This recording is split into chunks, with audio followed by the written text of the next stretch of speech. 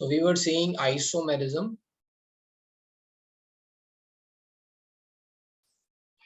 and in coordination number, let's say 6.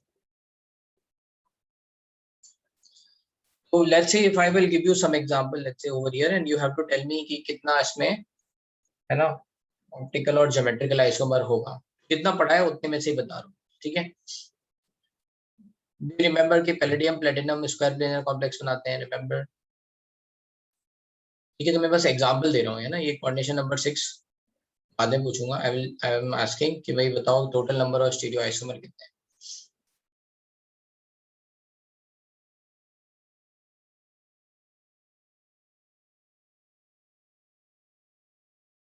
ठीक है. So let's say if somewhere it is written as PT EN NH3Cl, बताओ भाई इसमें कितने बनेंगे. ठीक है. एग्जाम्पल GI है ना, OI अगर कहीं बन रहा है and total.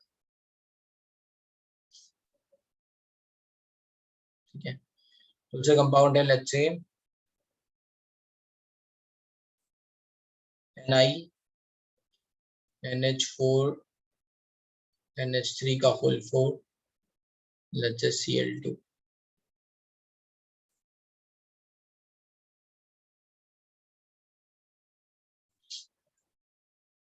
Another example, say CO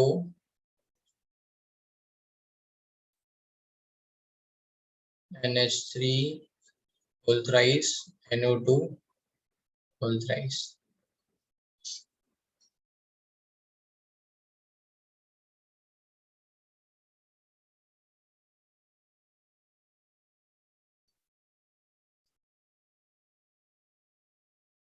CO NH3 whole thrice. Okay. NO2 ClBr. बताओ भाई जल्दी जल्दी fast answer.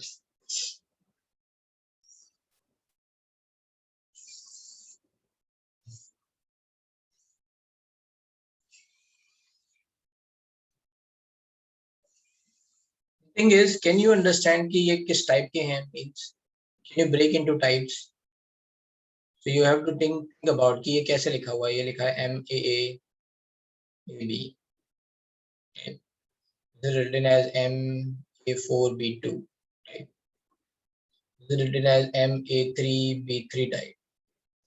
This is written as MA3BCD type.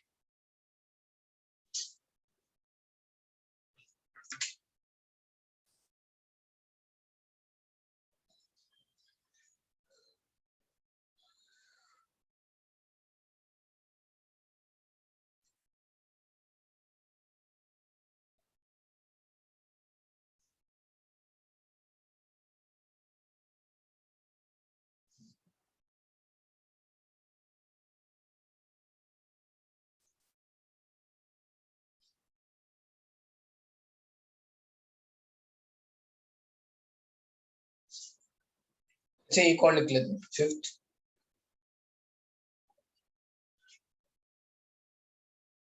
PT GLY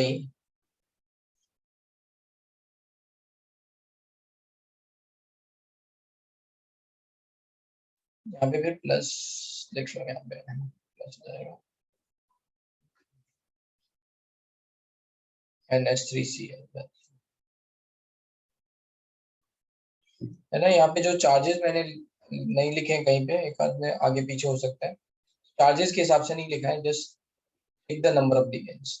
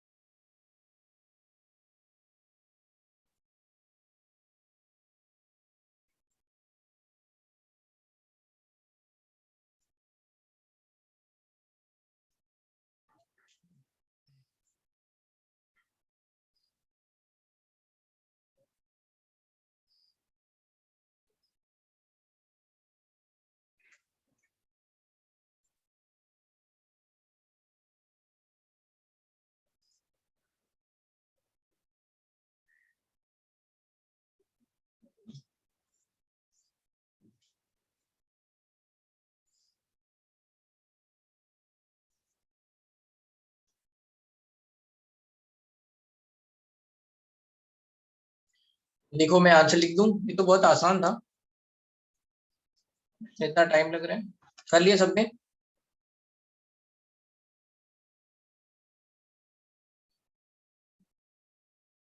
right. उसमें इसका ना तो ज्योमेट्रिकल आइसोमर आएगा, ना ही इसका ऑप्टिकल आइसोमर आएगा, और टोटल लेट्स से एक ही रहेगा। मतलब टोटल का मतलब how many let's say isomers are there, तो only one is there which is itself. ठीक है। तो ज्योमेट्रिकल आइसोमर्स क्यों क्यों नहीं आएगा, क्योंकि इसके जो ट्रांसपेयर बनाएंगे वो नहीं आ जाएंगे। It is not going to be different, है ना। NH2 NH2 है तो N के अपोजिट NH3 होगा, N के अपोजिट Cl होगा, so there is no change. यहाँ पे कितने होंगे ज्योमेट्रिकल आइसोमर्स? दो। ऑप्टिकल आइसोमर्स आएंगे नहीं, टोटल तो ही रहेंगे, है ना। तो यहाँ टोटल वन का मतलब ये है कि इसका एक ही है, इसलिए टोटल वन लिखा हुआ है। ठीक है। सिसर ट्रांस इन एंटी कुछ बनेगा ही नहीं ना।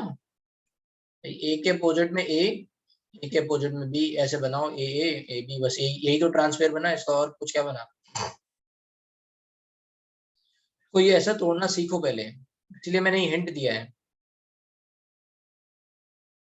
जब तक आप ये नहीं तोड़ोगे तब तक आप गलती करोगे। हिंट देने के बाद भी गलत आ रहा है, एक थप्पड़ गाल पे।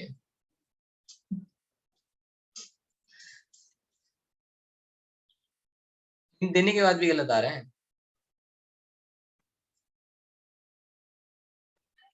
ठीक है, अब देखो यहाँ पे A4 B2 A A B B A B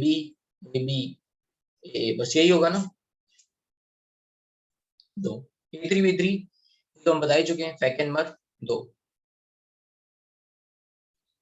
A3 B C D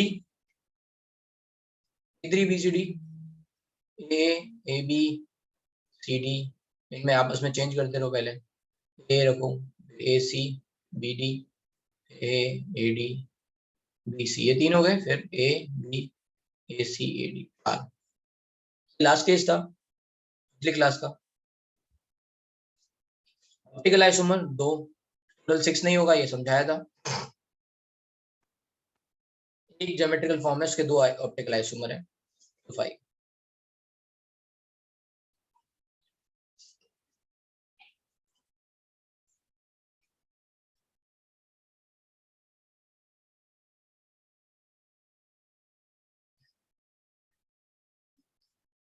ठीक है।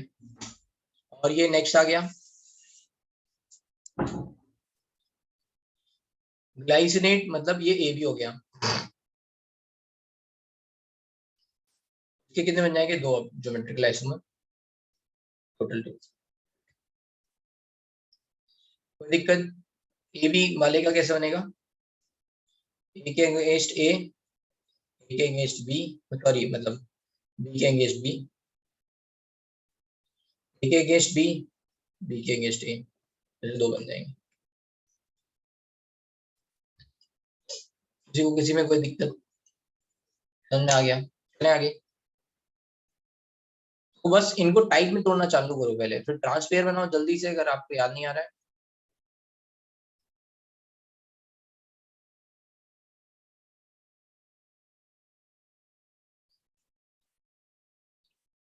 तो ये सेटिंग से लग रहा है 90s का जूम है मतलब।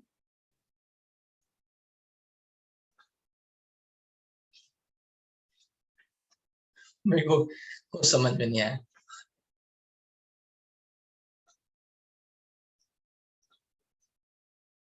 हाँ लेकिन दिख नहीं रहा है क्या?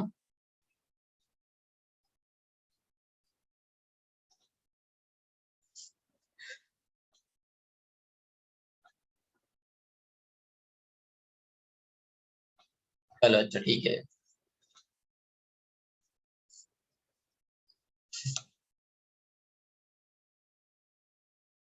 लिंक नहीं आ रही है, अच्छा।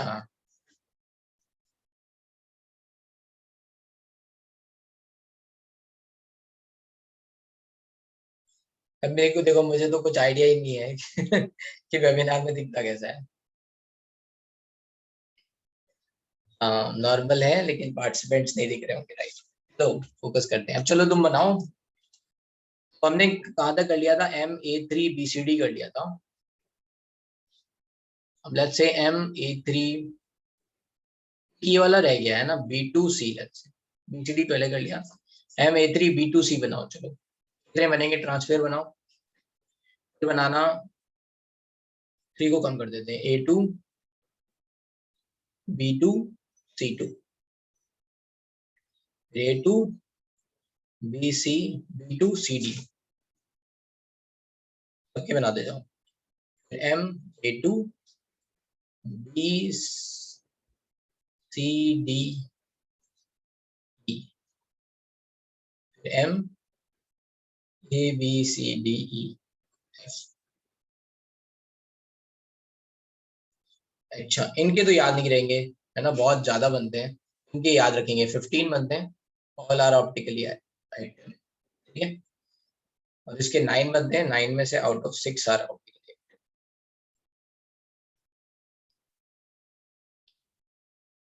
और इसके 6 बनते हैं, इसके 2 आर ऑप्टिकली। ये याद रखने पड़ेंगे, मतलब बहुत सारे पेयर बनेंगे, तो इतने पेयर बनाते बनाते कहीं कुछ मिस ना हो जाए, इसलिए थोड़ा याद भी रखना पड़ेगा।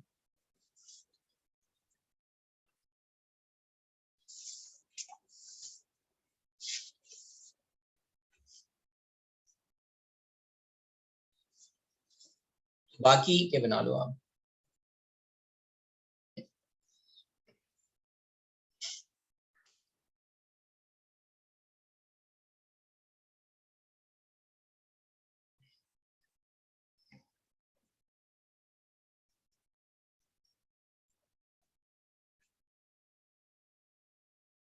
हाँ सर हाँ, सर वो लास्ट वाला केस नहीं समझा। भी आएंगे, पहले अच्छा ये बनाओ, इसके ट्रांसफर बनाओ, उस पर आते हैं। Okay sir. एक मिनट, इससे पहले भी एक और था, नहीं यही है।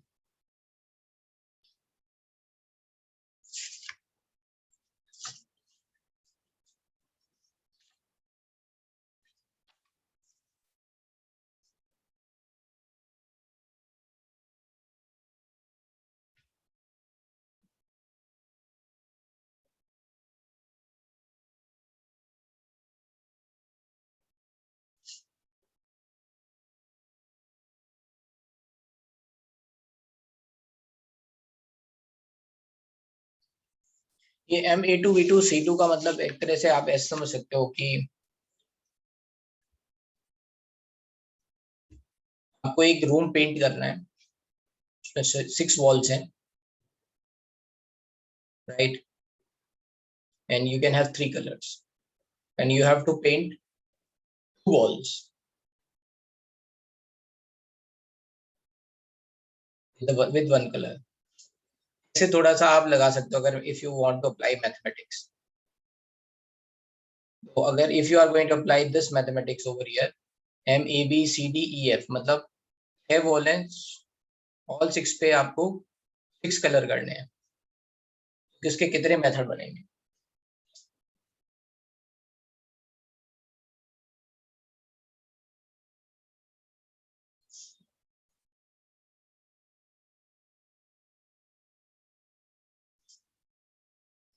कॉम्बिनेशन देखने हैं, परमिटेशन इंपॉर्टेंट नहीं है।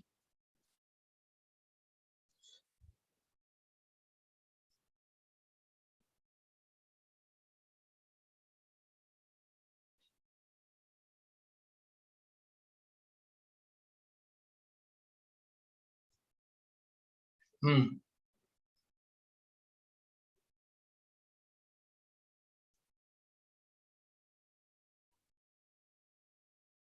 चलो आयुष बेटा, कुछ डाउट है?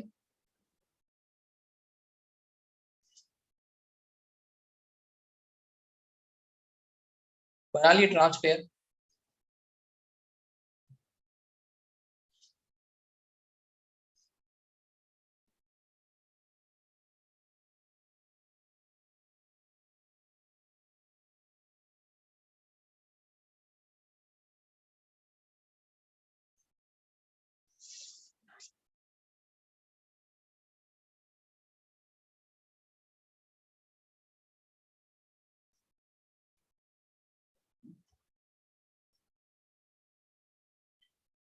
राइट, तो 3 आ गया आंसर, है ना।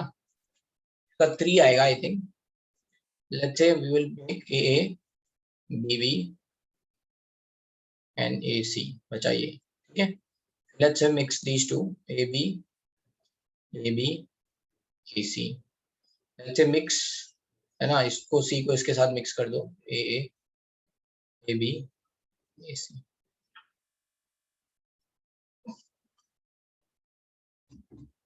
इसमें कोई ऑप्टिकली एक्टिव होगा? यहाँ ए दिख गया, ए बी दिख गया, फिर यहाँ ए हो गया. नो, है ना. 3GI and know why. Right.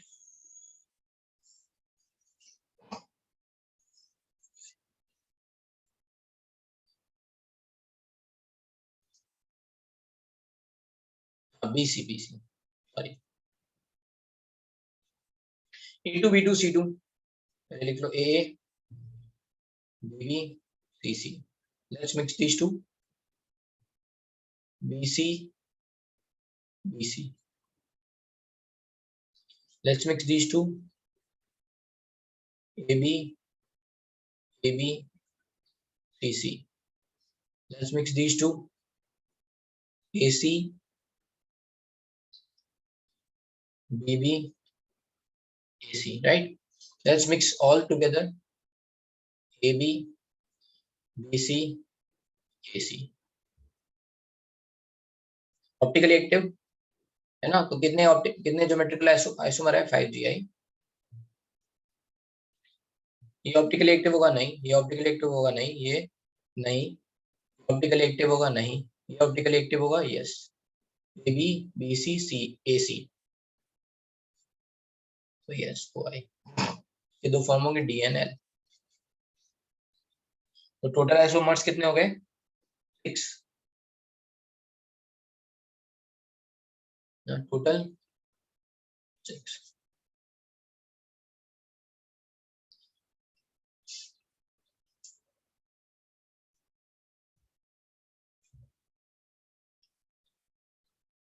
अच्छा, ये जो दो है ना, ये दो का मतलब है राइट, दो एक्स्ट्रा, है ना. तो टोटल अगर लिखा जाएगा तो 4 हो जाएंगे यहाँ पे. मतलब, है ना, ये जो दो लिखे गए हैं राइट, दो का मतलब है दो ज्योमेट्रिकल आइसोमर ऐसे हैं जो ऑप्टिकल आइसोमरिज्म शो कर रहे हैं.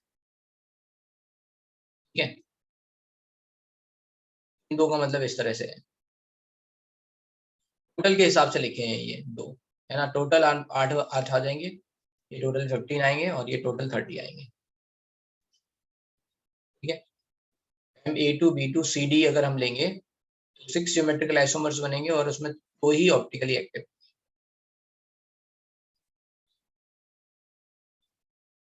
है ना. तो दो के फिर टोटल, अगर मान लो total isomers optically active isomers पूछे जाएंगे तो 4 बन जाएंगे. मतलब अगर बोला जाएगा केवल ऑप्टिकली एक्टिव आइसोमर्स बताओ तो 4 आएगा. ठीक है. ये तो हम ऐड करने के हिसाब से 2 लिखे हुए हैं, है ना. तो दो हैं, दो के ये ऐसे D और L बनेंगे, है ना. ये इन दो का मतलब ये है 2 geometrical isomers are optically active. इसका मतलब ये है 6 geometrical isomers are optically active. और ये 15 geometrical all let's say geometrical isomers are optically active.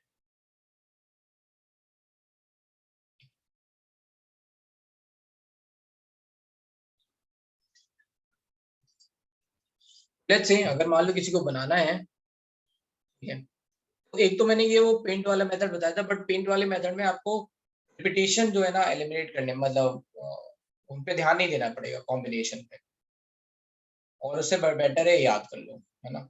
इतना मैथमेटिक्स लगाने की भी जरूरत नहीं है. Just remember. तो अगर पेयर बनाते हैं, मान लो ट्रांस पेयर, तो लेट्स से इसके बना रहा हूं मैं, इन दोनों के फिर नहीं बनाऊंगा. A B B C D. अब इसमें कंफ्यूजन होगा तो पहले इन दोनों के साथ खेलेंगे बस, बाकी इसको कांस्टेंट रखेंगे. A B C B D हो गया, राइट. फिर इसका कॉम्बिनेशन देख लेते हैं. AC BB AD, फिर इसका इसका कॉम्बिनेशन देख लेते हैं, AB AB CD। अब सब मिक्स कर देते हैं, ठीक है, और तो कुछ रह नहीं सकता, ये पहले हमने लिख लिया, ये इन दोनों को मिक्स कर दिया, इन दोनों को मिक्स कर दिया, सबको मिक्स कर दो। सबको मिक्स करेंगे तो एक फॉर्म हो जाएगा AB BC AD, ठीक है। एक फॉर्म बनेगा AC, मतलब अभी A के साथ C नहीं है, ठीक है, तो A के साथ C BD, है ना, और मतलब यहाँ पे ऐसा हो गया है, तो ऐसे ही लिख देते हैं AB। अब एक A बचा है, एक B बचा है, तो पहले हमने B को C के साथ लगा था, अब BD लिख देते हैं AC। बन गए 6 ज्योमेट्रिकल आइसोमर्स। तो ये जो दो पेयर होंगे इनमें कुछ भी सेम नहीं है, those are two are optically active. याद रखना ज्यादा बेटर है rather than let's say drawing. ये जो लास्ट 3-4 केसेस हैं वो आप याद रखो, ठीक है। अगर मेरे को समरी टाइप बनानी हो, let's say MA6 0, मतलब टोटल 1 ही आएगा, राइट। MA6 छोड़ो, कहाँ से याद करना था, MA4B2 से लिखते हैं, MA4B2, है ना, इसके कितने आए थे 2, और ऑप्टिकली एक्टिव 0। MA3B3 शॉर्ट में लेफ्ट से बना लो 2 0, और टोटल यहाँ लिख लो। तो यहाँ पे मैं ना ऑप्टिकली एक्टिव वो लिखूंगा ऐसे ज्योमेट्रिकल आइसोमर जो ऑप्टिकली एक्टिव है, ठीक है, ऐसे ऑप्टिकली लेट्स से ऐसे ज्योमेट्रिकल, क्या बोल रहा है, ऐसे geometrical isomers which are optically active, right, वो मैं लिखूंगा यहाँ पे। MA3B3 के बाद हमने क्या देखा था, MA3B2 से CD, MA3B2 CD में भी 3 आए थे 0, फिर MA3B3 CD में टोटल आइसोमर्स 4 आए थे, out of 4 1 was optically active, 1 GI optically active, ये लिख रहा हूँ मैं। टोटल ऑप्टिकल आइसोमर नहीं लिख रहा हूँ, आई एम जस्ट राइटिंग कितने ज्योमेट्रिकल आइसोमर है जो ऑप्टिकली एक्टिव। ये दोनों में डिफरेंस समझ में आ रहा है, आ गया 2, आ गया 2, ये टोटल याद करने में आसान रहेगा इसलिए लिख रहा हूँ ऐसे। यहाँ हो गया 5, है ना, फिर आपको ध्यान नहीं रखना पड़ेगा। MA3BCD, सॉरी ये 3 नहीं, टोटल तो 6 ही रहना है। फिर हमने देखा था MA2B2C2, MA2B2C2 में कितने आए थे 5, 1 वाज ऑप्टिकली एक्टिव 6 हो गया था। MA2B2CD, इसमें कितने आए थे 6, दो geometrical isomers are optically active 8 हो गए। फिर MA2BCDE में 9 6 15, and MABCDEF 15 15 17।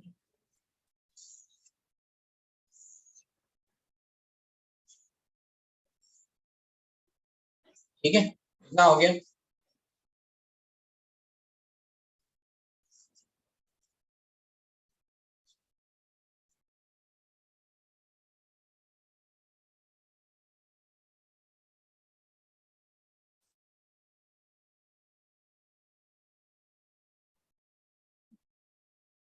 Number of geometrical isomers which are optically active.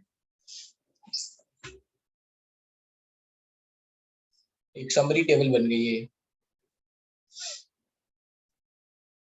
अब इसमें कुछ और केसेस, जब बाइडेंटेड आ जाते हैं तब, बाइडेंटेड वाले स्पेशली बहुत इंपॉर्टेंट है, कई बार पूछे गए।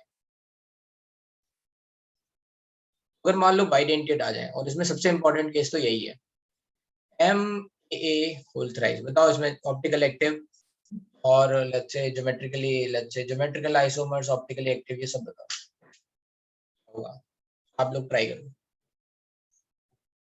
MAA whole thrice, MAB whole thrice,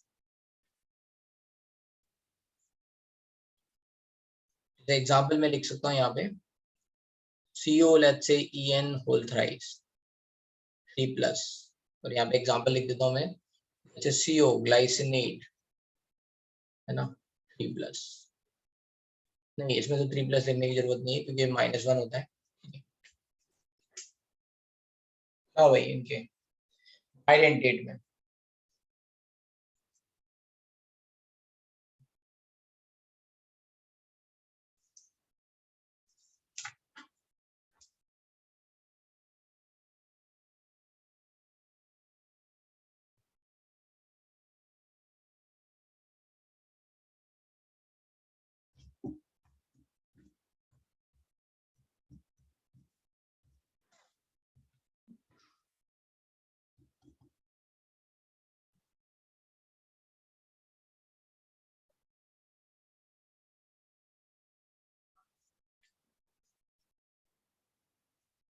isomerism and nomenclature बहुत इंपॉर्टेंट है, ठीक है।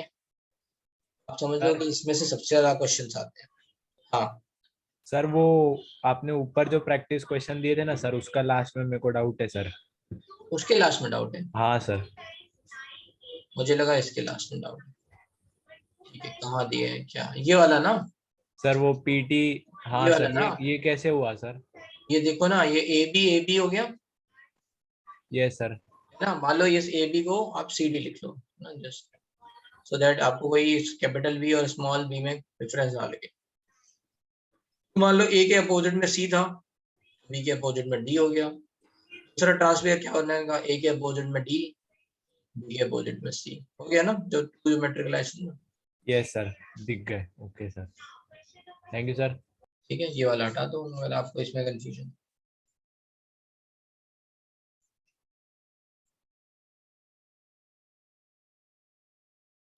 करेक्ट वेदांत, इसमें 0 ज्योमेट्रिकल आइसोमर आता है बट ऑप्टिकल आइसोमेरिज्म आता है, इसलिए ये इंपॉर्टेंट है। कैसे आता है वो समझाते हैं, है ना। अगर आप ट्रांसपेयर बना के देखोगे तो आपको नहीं दिखेगा, ठीक है। तो इसमें याद रखना है ना, पहले लिख देते हैं ना इसके result. No GI but yes OI, है ना, DNL form, total isomer, total stereo isomer equals to 2, है ना। 2GI cis and trans both are optically active,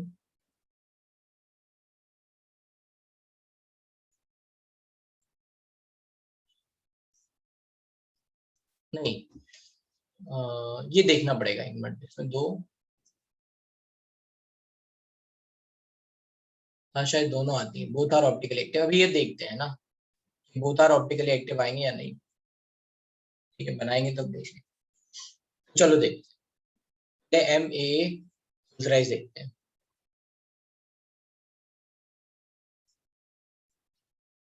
ये कुछ ऐसा दिखेगा M, ये इसकी चेन, चेन ये है और एक ये, राइट। मान लो इसकी मैंने मिरर इमेज ले ली, है ना। तो ये क्या हुआ, MA, ये वाला पहले इधर बनेगा, ठीक है, राइट, ये इधर बन गया। ये वाला ऊपर वाला इधर बनेगा और ये ऐसे। You are going to superimpose एक के ऊपर एक, तो ये जो ए की पोजीशन है वो तो एक दूसरे से मैच कर जाएंगी, बट जो चेन है वो एक दूसरे से सुपर इम्पोज नहीं करेगी, समझ रहे हो। समझे क्यों क्यों आया ये इसमें ऑप्टिकल आइसोमेरिज्म, राइट। अगर इसको एक के ऊपर एक रखेंगे, then this A is going to let's say lie over here A, this A is going to lie over here, है ना, everything, बट इनकी जो चेन है वो एक दूसरे से सुपर इम्पोज नहीं करेगी। नहीं नहीं रोटेट कैसे करना, ऐसे रोटेट थोड़ी ना करते हैं, ठीक है। अगर इसमें सिमेट्री भी देखना चाहे, let's say if somebody is saying sir मुझे ये वो वाली बात नहीं समझ में आ रही है। I will keep a plane, मैं जो है ना एक प्लेन रख के देखूंगा। तो देख लेते हैं, यहाँ पे थोड़ा इमेजिन ऐसे करना पड़ेगा फ्रेंड्स से, 3 डायमेंशन में। Let's draw in 3 dimension.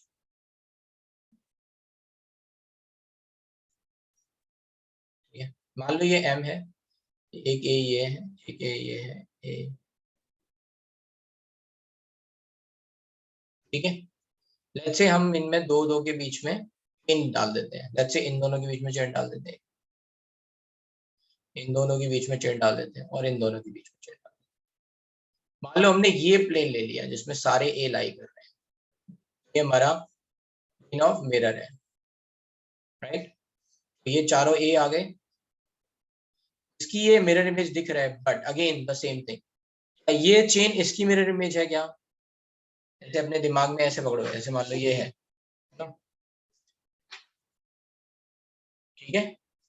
एक ए यहाँ पे है, एक तो ये चेन है। अगर आपने यही मिरर लगाया है, इस चेन की इमेज किधर बनेगी? इधर बनेगी, है ना, नीचे इसी एंड से स्टार्ट होकर इधर बनेगी, ठीक है ना। एक्चुअल में बन क्या रही है? मिरर इमेज इस वाले एंड से बन रही है। Getting my point? ये बात समझ में आ रही है? तो अगर आप, है ना, केवल और केवल मॉलिक्यूल में भी रख के देखोगे, है ना, अगर इसकी इस चेन की इमेज किधर बनती? इधर बनती, इस वाले एंड से लेके इस तक, है ना, ये मिरर है। बट एक्चुअल में क्या बन रही है चेन की इमेज? एक्चुअली चेन कहाँ पे है? यहाँ पे है। वेदर दिस चेन और this chain are going to be, है ना, एक दूसरे की मिरर इमेज नहीं, क्या हो जाएगा? नॉन सुपर इम्पोजिबल, ठीक है। मैं ध्वनि रोटेट रोटेट करके कुछ नहीं आएगा, ठीक है। हम बोलेंगे नॉन सुपर इम्पोजिबल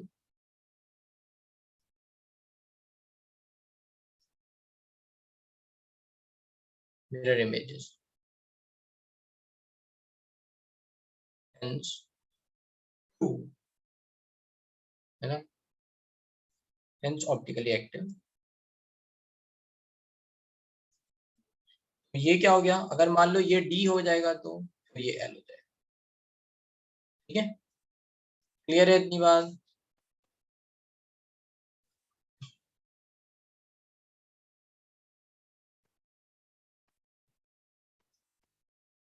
जैसे एक बार 3D डायग्राम से वापस एक्सप्लेन कर सकते हैं। यस यस यस, मान लो ये आपका प्लेन है और एक ए यहाँ पे है, इसकी जो चेन बनेगी वो इधर वाली बनेगी, ऐसे इस वाले एंड से इस वाले एंड तक। अब इसकी जो इमेज बनेगी, अगर मान लो यही मैंने मिरर लग दिया है, इसकी इमेज किधर बनेगी? इस वाले एंड से अंदर की तरफ, है ना, मतलब इधर की तरफ बनेगी, जो तुम्हें दिख नहीं रहा है, राइट। इसकी इमेज, इस वाले फॉर्म की इमेज यहीं से स्टार्ट होगी ना, अंदर की तरफ, पीछे की तरफ बनेगी। एक्चुअल में कहाँ पे है? एक्चुअल में है कहाँ पे? राइट, इस वाले पॉइंट से पीछे की तरफ है, तो नहीं बनी ना इसकी इमेज। इस वाली चेन की इमेज जो बीच तक आ रही है यहाँ तक, पीछे वाले के लिए मिरर इमेज नहीं हुआ ना।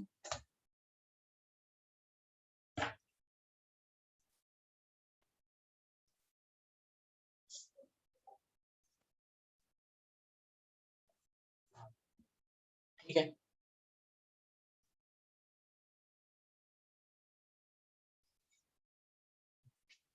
तो इस तरह से आप देख सकते हैं, ठीक है। अब देखते हैं M A B whole thrice में यही चीज,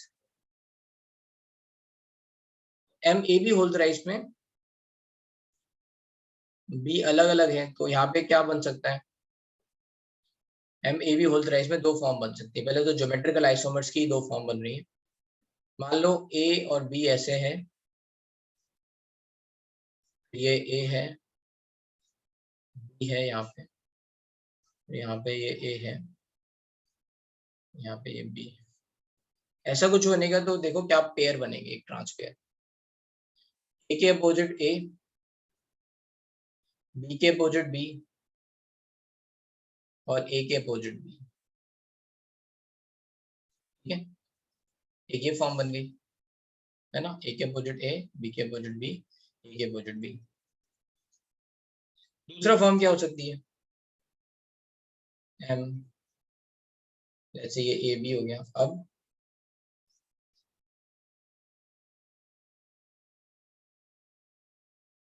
मैंने यहाँ बी लिया, यहाँ ए ले लिया, बी के अपोजिट ए हो गया, फिर यहाँ मैंने बी लिया तो यहाँ ए ले लिया, ठीक है। ए के अपोजिट बी, ए के अपोजिट बी, ए के अपोजिट बी,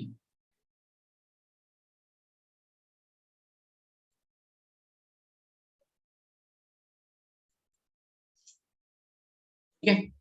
तो ज्योमेट्रिकल आइसोमर्स दो आ गए, सिस और ट्रांस, है ना।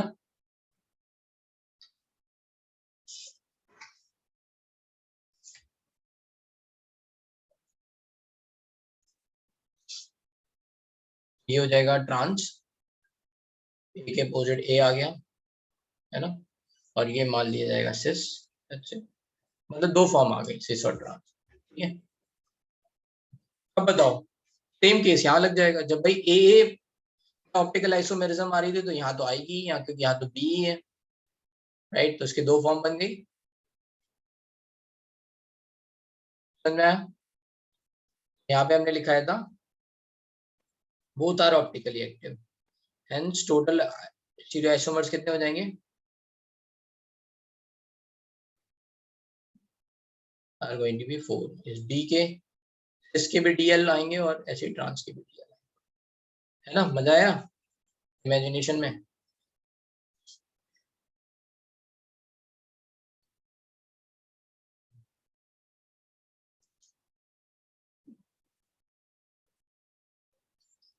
ठीक है, अब एक केस मैं फिर से दे रहा हूँ तुम्हें। ठीक है, हेलो। एम, ये सब आते हैं ना, सब इंपॉर्टेंट है। जो अभी मैं डाइट बाइडेंटेड बता रहा हूँ ना, ये तो बहुत ही ज्यादा इंपॉर्टेंट, मतलब आप वही प्रीवियस ईयर वाले देखना, उसमें पता चल जाएगा आपको कितने पूछे गए हैं, ठीक है। तो 3-4 बार पूछे गए ये cases. A whole twice, let's say writing A2, ऐसा कुछ है, लेट्स से ऐसा लिखा है COEN whole twice NH3 whole twice, let's से।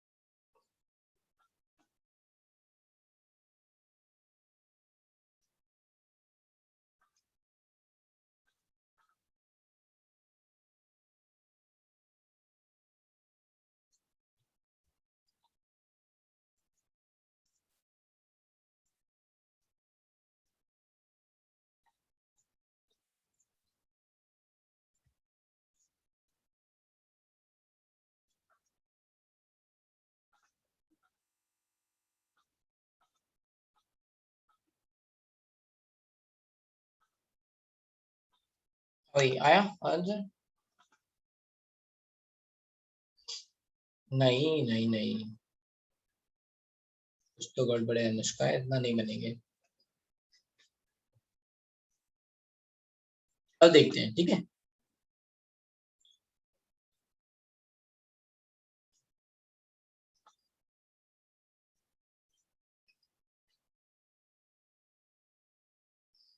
देखो 2GI तो सबको समझ में आ रहा होगा, 2GI बन रहे हैं बट इनमें से एक जो फॉर्म है वो ऑप्टिकली इनएक्टिव है। ये कितने लोगों को दिख गया? एक फॉर्म जो है वो ऑप्टिकली इनएक्टिव है, दिखते कैसे? ठीक है,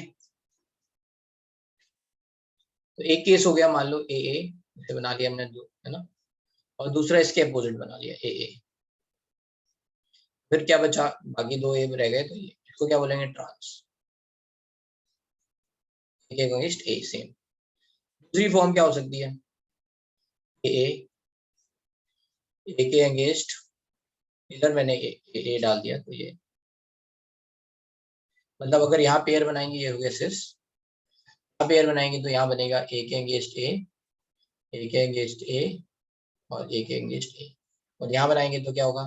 ए के अगेंस्ट स्मॉल ए के अगेंस्ट स्मॉल ए और कैपिटल ए के अगेंस्ट।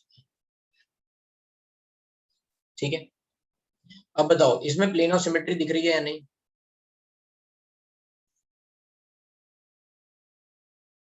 हाँ सर, ये दोनों चेन प्लेन में आ गई ना, प्लेन ऑफ मिरर में, राइट।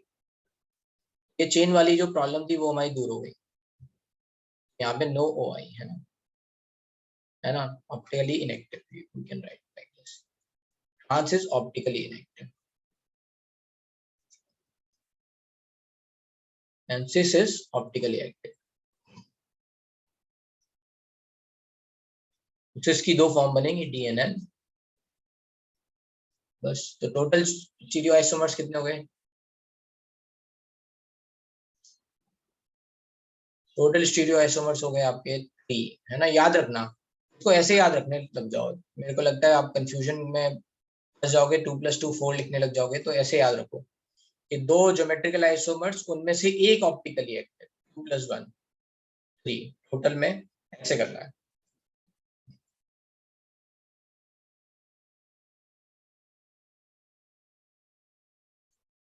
ठीक है, कितना आ गया?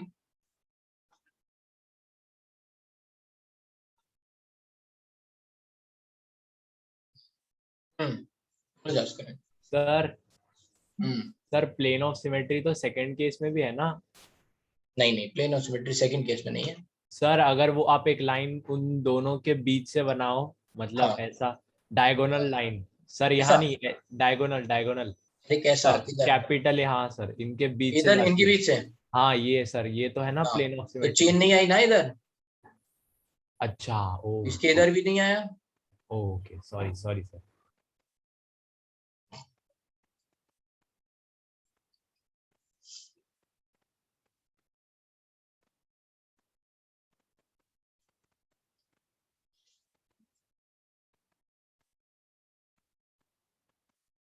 और देखते हैं, भी मान लो इसमें इसी में थोड़ा सा चेंज कर देते हैं, M A whole twice A B.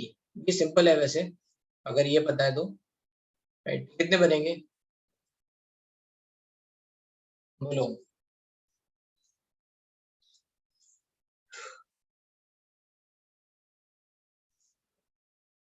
दृष्टि बेटा, कोई डाउट है? दृष्टि नहीं है?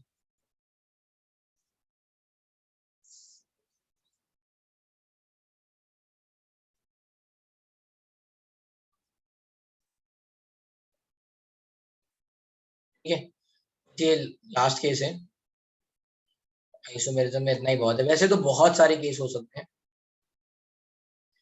एक ऑक्टाहेड्रल में all all let's say positions are same, one, ना तो कुछ एक्सियल होता है ना इक्वेटोरियल, ऑक्टाहेड्रल में नहीं होता, डायगोनल बाइपिरामिडल में ही होता है बस एक्सियल इक्वेटोरियल। ऑक्टाहेड्रल में all positions are same, all let's say positions are same.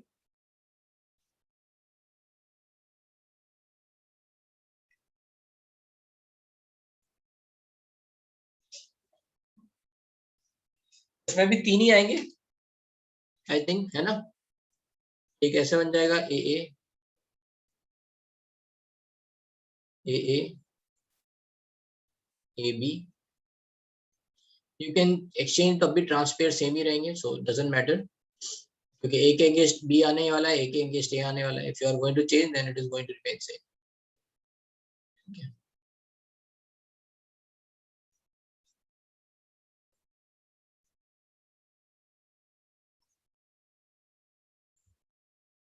ठीक है, ये बस इसमें डिफरेंस क्या हो गया, जी आई आ गए. अगर मान लो इसके, इसमें मैं डाल भी देता हूँ, मान लो लेट्स से प्लेन ऑफ, इसकी मिरर इमेज ये नहीं है ना, बोथ आर ऑप्टिकली.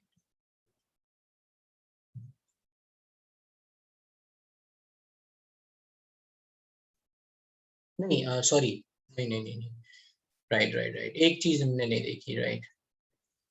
नहीं, ट्रांस जो है ना ये नहीं होगा ऑप्टिकली.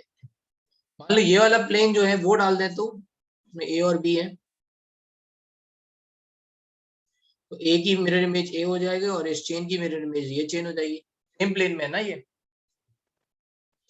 डी रहेगा, 2GI है ना. इसके तो DL बनेंगे सिस के, और ट्रांस में ऑप्टिकली नहीं.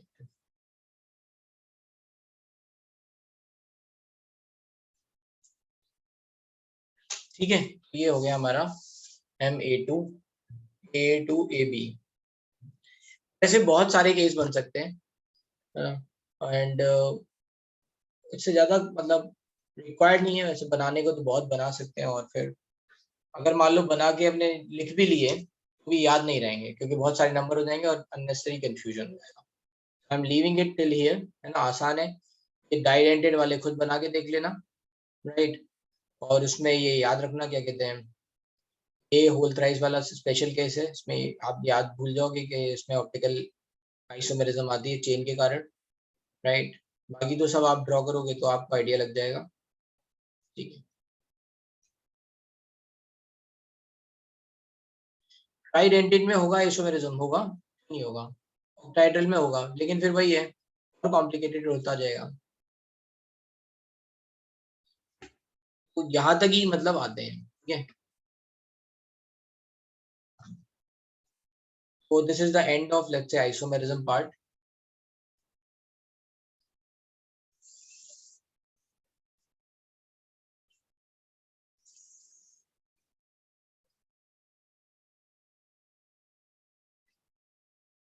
यार इसमें सोचना पड़ेगा, ट्राइडेंटेड वाले में कभी किया नहीं है, बैठ के फ्री होके सोचेंगे.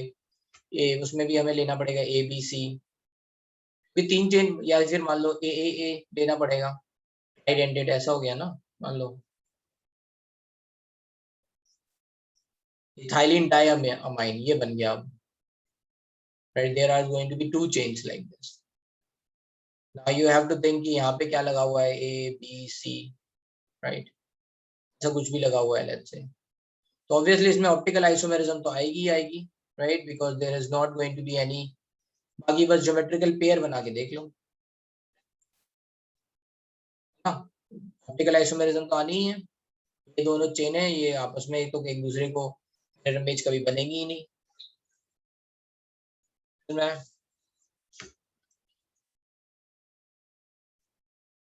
आइडेंटेड अगर लेंगे,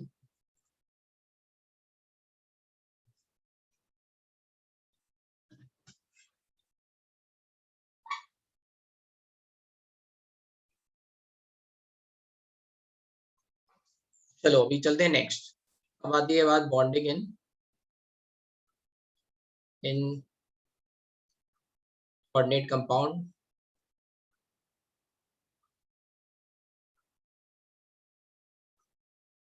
एंड इसमें आती है बैलेंस बॉन्ड थ्योरी.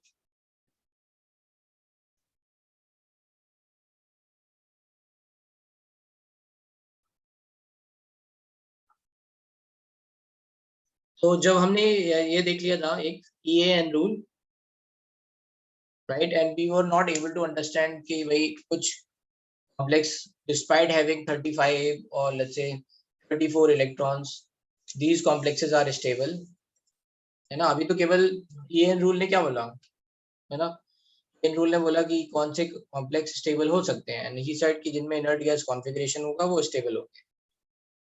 अभी ज्योमेट्री की बात नहीं आई है ना, we are only talking about किस टाइप का अच्छे स्ट्रक्चर स्टेबल होंगे। तो वो बात फेल हो गई। वी हैव सीन कि 35 इलेक्ट्रॉन्स भी हो, 34 इलेक्ट्रॉन्स भी हो, है ना, तब भी कुछ कॉम्प्लेक्सेस ऐसे हैं जो स्टेबल हो रहे हैं, राइट। फिर बात आई कि भाई ये कैसे समझाएंगे कि कौन से वाले कंपाउंड स्टेबल होंगे, कौन से नहीं होंगे, राइट, एंड उनका स्ट्रक्चर कैसा होगा, ये सब बातें। बात तो उसके लिए एक्सटेंड किया गया वैलेंस बॉन्ड थ्योरी। जैसे वैलेंस बॉन्ड थ्योरी हमने पढ़ी है केमिकल बॉन्डिंग में, उसमें बोला गया कि number of let's say electron से कोई लेना देना नहीं है। जनरली कोऑर्डिनेशन नंबर 4 और कोऑर्डिनेशन नंबर 6 के कंपाउंड ज्यादा स्टेबल होते हैं, ठीक है। और वो आएगा, एक और थ्योरी है इसके बाद, वैलेंस बॉन्ड थ्योरी के बाद, CFT क्रिस्टल फील्ड थ्योरी, है ना, उसमें हम समझाएंगे। अभी बस ये समझते हैं वैलेंस बॉन्ड थ्योरी होती क्या है। तो इसमें बस इतना याद रखना है, जो हाइब्रिडाइजेशन हम बोल रहे हैं, स्टेरिक नंबर, दो थ्योरी पॉइंट लिख लो, है ना, लिख लो एक दो थ्योरी पॉइंट। देखो, metal will provide vacant orbitals depending on its coordination number. Yeah, metal will provide vacant orbital depending on its coordination number. Hybridization क्या हो जाएगा, लेट्स से, है ना, steric number, let's say steric number क्या हो जाएगा, steric number is nothing but is equals to coordination number and which is equals to number of sigma bonds, let's say. इसमें lone pair का कोई role नहीं है, ये जो बॉन्डिंग हो रही है उसमें vacant orbital are participating, vacant orbital is taking electrons, है ना, फ्रॉम लिगेंड्स। ये लिख लो, metal will provide vacant orbitals, है ना, depending on its coordination number, and these vacant orbitals will participate in hybridization. इसीलिए स्टेरिक नंबर में हमने कोऑर्डिनेशन नंबर के बराबर बात की है, राइट। लिख लो ये बात, लिख लिया ये, metal will provide vacant orbital according to depending on its coordination number, and these vacant orbital will participate in hybridization. The steric number is nothing but equals to coordination number, which is number of sigma bond formed. Yeah.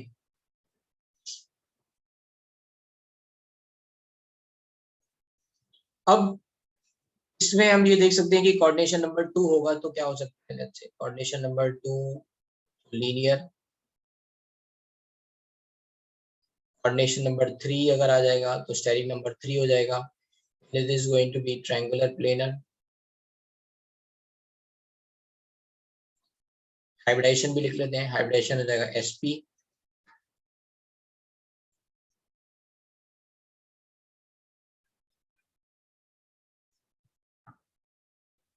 है ना। Coordination number 4 होगा तो hybridisation हो जाएगा SP2, coordination number 4 होगा तो hybridisation हो जाएगा आपका, सॉरी ज्योमेट्री हो जाएगी आपकी टेट्राहेड्रल। इसमें एग्जांपल आता है SP3,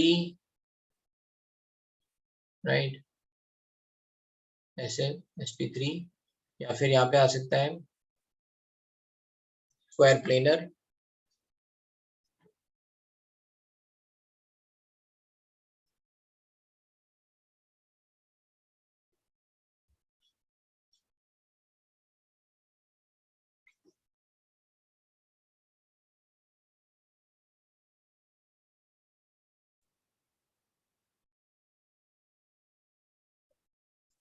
स्क्वायर प्लेनर में हो गया DSP2। अगर कोऑर्डिनेशन नंबर 5 होगा तो शेप हो जाएगी आपकी ट्राइगोनल बाइपिरामिडल,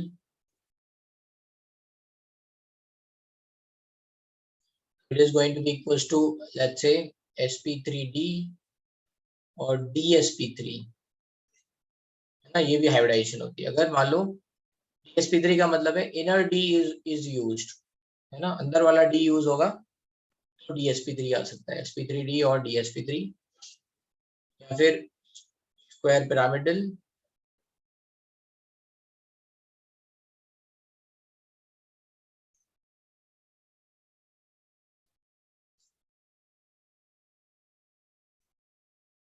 ठीक है। एक मिनट, स्क्वायर पिरामिडल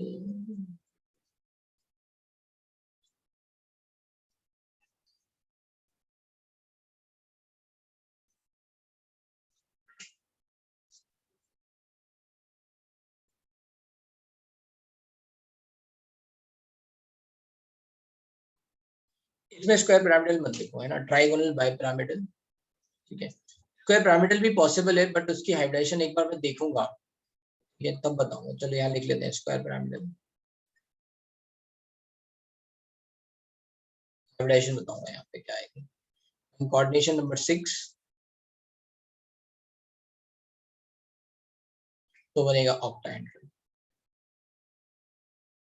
और इसकी हाइब्रिडाइजेशन होगी sp3d2 और d2sp3।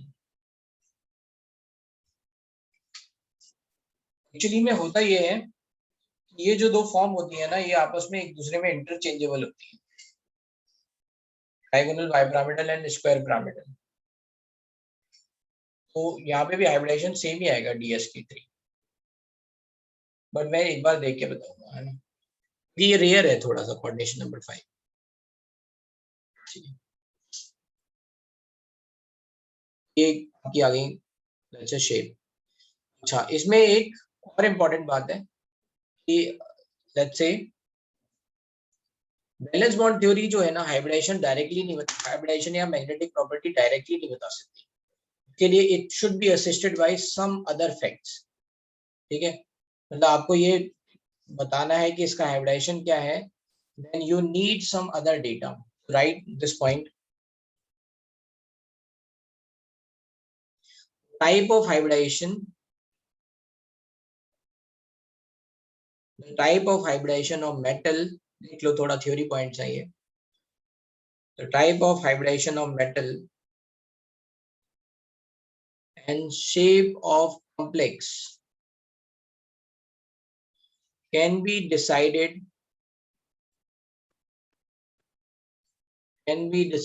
if some other characteristics of complex are known. Some other characteristics of complex are known. फिर से लिख लो, the type of hybridization of metal and shape of complex, ठीक है, can be decided if some other characteristic of complex are known. Example, magnetic behavior,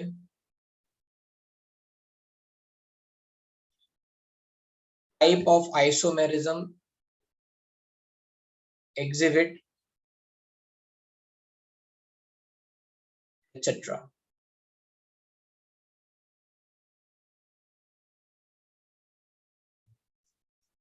Hence,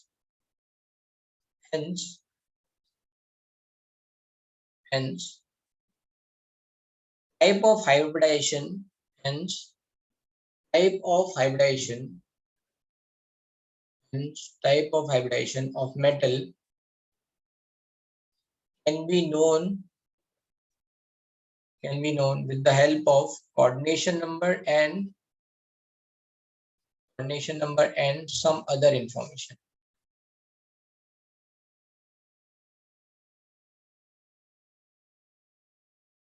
type of hybridization के लिए आपको क्या क्या चाहिए, कोऑर्डिनेशन नंबर तो चाहिए ही चाहिए, उसके साथ में आपको, है ना, सम अदर इंफॉर्मेशन भी चाहिए। लेट्स से विल राइट इस अदर इंफॉर्मेशन का मतलब है क्या, है ना, लेट्स अंडरस्टैंड दिस पॉइंट, ठीक है।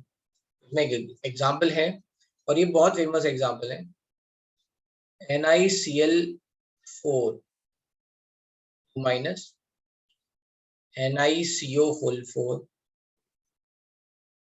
and NiCN whole 4 2 minus. Example, everywhere coordination number is 4. ठीक है, कैसे इसमें बॉन्ड बनेंगे ये भी समझ लेना है ना. बैकेंड ऑर्बिटल, कौन से बैकेंड ऑर्बिटल दिए जाएंगे है ना.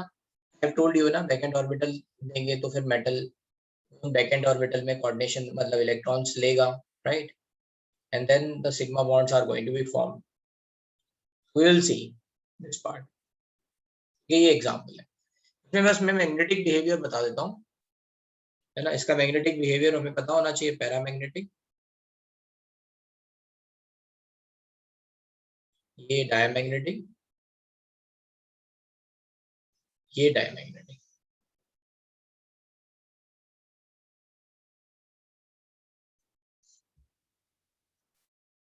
ये ऑलरेडी गिवन है ना. Find hybridization, let's say hybridization geometry ये सब बताना है. इसके हेल्प से मैं आपको बता दूंगा कि कैसे बॉन्डिंग हो रही है. तो सबसे पहले हम क्या करेंगे, जब भी हमें जैसे बैलेंस बॉन्ड थ्योरी अप्लाई करनी है या फिर थोड़ा बहुत आइडिया लगाना है हाइब्रिडाइजेशन का, first we are going to write electronic configuration.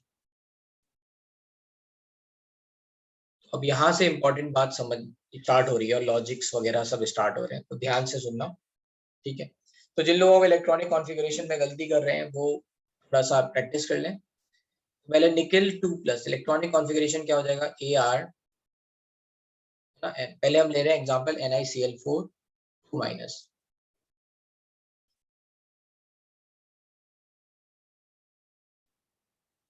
तो यहाँ पे एग्जांपल ले लेंगे Ni2+ का. इलेक्ट्रॉनिक कॉन्फ़िगरेशन लिख रहे हैं. Ni2+ मींस निकेल से 2 इलेक्ट्रॉन निकाल दिए. इलेक्ट्रॉनिक कॉन्फ़िगरेशन इज Ar3d8 ना 4s0. तो यहाँ से हमें ये डेटा फैक्ट जो है ना वो हेल्प करेगा. है ये कंपाउंड पैरामैग्नेटिक है, मतलब जो D8 कॉन्फ़िगरेशन है वो कैसा होगा. यहाँ मैंने 4s0 4p0 ये भी लिख लो ऐसे. D8 कॉन्फ़िगरेशन कैसा होगा, 1 2 3 4 5 6 7 8 and you are going to see okay paired electron present होंगे क्योंकि कंपाउंड इज पैरामैग्नेटिक. ठीक है, तो D8 कॉन्फ़िगरेशन ऐसा होगा. अब यहाँ you can clearly see that all D are going to be filled. What is remaining is 4s खाली है, 4p खाली है.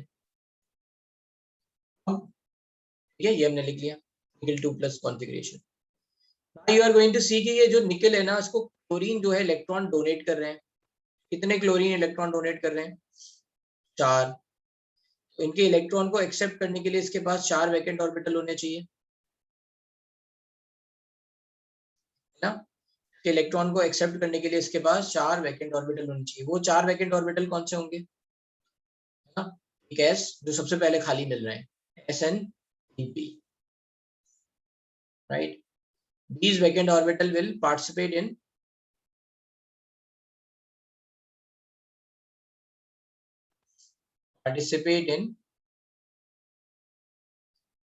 bonding, in hybridization, sorry, in hybridization. इतनी बात समझ में आ रही है. Yes.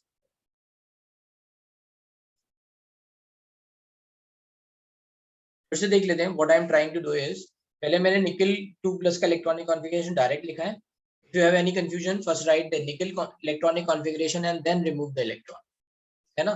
तो पहले आप निकेल का इलेक्ट्रॉनिक कॉन्फ़िगरेशन लिख लो, Ar3d8 4s2, फिर 2 इलेक्ट्रॉन निकाल दो. So then it is going to be like this. ठीक है, ये निकेल का इलेक्ट्रॉनिक कॉन्फ़िगरेशन. फिर आपको क्या देखना है, extra let's say information, paramagnetic behaviour है. तो D8 कॉन्फ़िगरेशन कैसा रहेगा, ऐसा 2 अनपेयर्ड इलेक्ट्रॉन है. It means all D are going to be filled. Now I have told you कि metals will give you vacant orbital. तो कौन से vacant orbital देंगे, तो रिमेनिंग वाले है ना, 4s 4p ये vacant orbital देंगे. इनमें क्या होगा, इलेक्ट्रॉन डोनेट हो रहा होगा, कोऑर्डिनेट हो रहा होगा, है ना. ये ऐसे Cl जो है चारों Cl ऐसे इलेक्ट्रॉन कोऑर्डिनेट कर रहे होंगे. ये क्या हो जाएगा, ऐसे मैं बना दे रहा हूँ, ये डॉट डॉट डॉट वाले है ना, मतलब इलेक्ट्रॉन पेयर्स है ना, कोऑर्डिनेटेड बाय लिगेंड्स। इसका मतलब क्या है,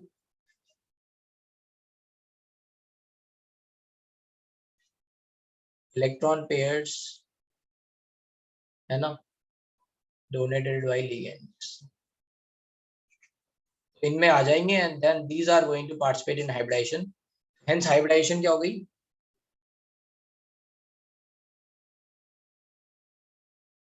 टू sp3, ये s, this s and these 3p are going to let's say participate in bonding, hybridization हो गई sp3।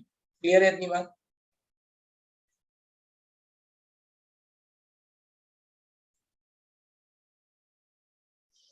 अमन इसका आंसर भी नेक्स्ट क्लास नेक्स्ट बॉक्स में बता रहे हैं, ठीक है। अब ये बात आती है कि डी कब भरेगा, हमने पहले ही बोला है कि vacant orbital will participate in let's say over here है ना, to accept the electron pair, क्योंकि दो इलेक्ट्रॉन कोऑर्डिनेट कर रहे हैं तो हाफ फील्ड वाला पार्टिसिपेट नहीं करेगा, ठीक है। यू कैन नॉट से कि ये हाफ फील्ड जो है वो पार्टिसिपेट कर देगा, दो इलेक्ट्रॉन आ रहे हैं ना, यू नीड वैकेंट ऑर्बिटल।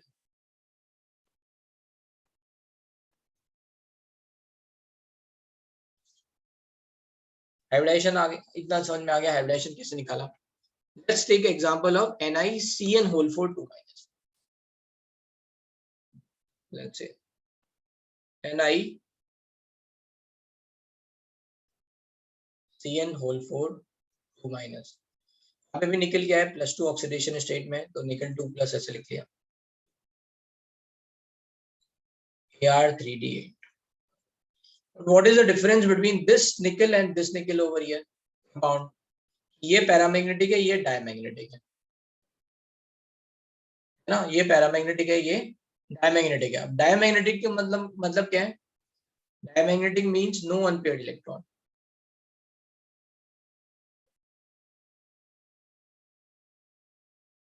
इतनी समझ में आ गई,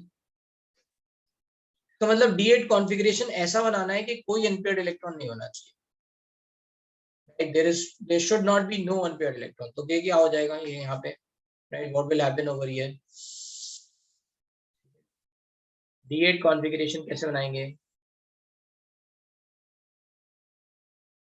मैं यहाँ पे 4s0 4p0, D8 कॉन्फ़िगरेशन कैसे बनाएंगे, थोड़ा और बड़ा बना लेते हैं,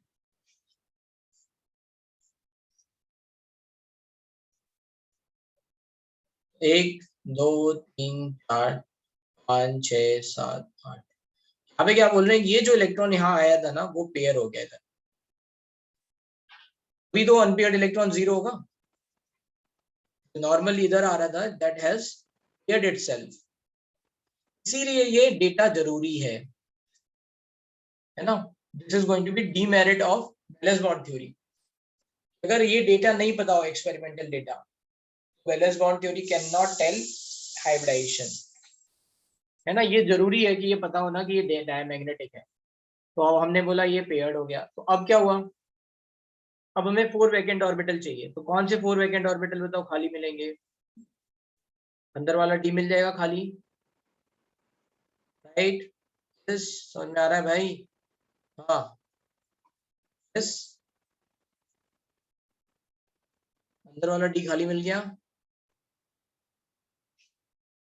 ये एस मिल गया, 2 पी मिल गया, तो हाइब्रिडेशन क्या हो गया, DsP2। हाइब्रिडेशन क्या हुआ, DsP2।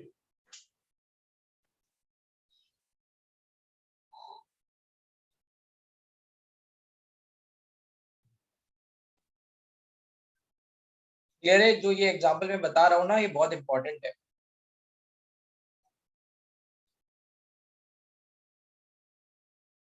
हाँ, ये होन्स रूल वॉयलेट हो गया जो भी है लेकिन एक्सपेरिमेंटली ये ऐसा हो रहा है ना, डायमैग्नेटिक आ रहा है तो करनी पड़ेगी। फिर बाद में देखा गया, इसकी प्रॉपर्टी देखी गई, DsP2 मतलब स्क्वायर प्लेनर,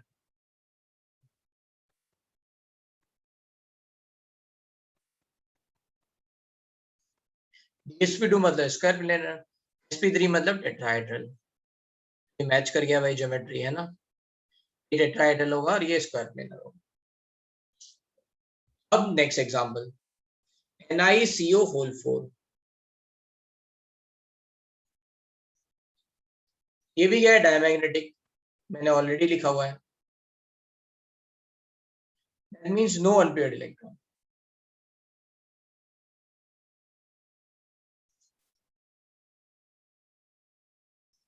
फिर से एक्सप्लेन कर लेते हैं। देखो करना क्या है, देखो इसमें करना क्या है, ये आपको फैक्ट पता रहेगा अगर हम बैलेंस बॉन्ड थ्योरी से कर रहे हैं तो।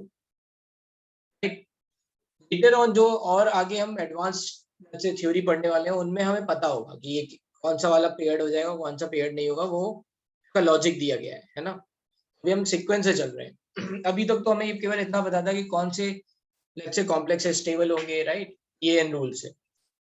अब यहाँ पे बात की गई कि बैलेंस बॉन्ड थ्योरी के थ्रू स्ट्रक्चर कैसा होगा, है ना, हाइब्रिडाइजेशन क्या होगा। But this can only be said if we know certain parameter. जैसे यहाँ पे ऐसा हो सकता था, राइट, ये स्क्वायर प्लेनर कंपाउंड आ रहा है तो बोला जा सकता था कि भाई का कोई आइसोमर जो है वो स्क्वायर प्लेनर ज्योमेट्रिकल आइसोमरिज्म दिखा सकता है, राइट, तो कुछ भी बोला जा सकता था। यहाँ पे अभी पहला जो डेटा पता है वो है paramagnetic and diamagnetic, this is known. Paramagnetic मतलब अनपेयर्ड इलेक्ट्रॉन है, डायमैग्नेटिक मींस अनपेयर्ड इलेक्ट्रॉन नहीं है, right. What we need to do is, first thing, need to write the electronic configuration.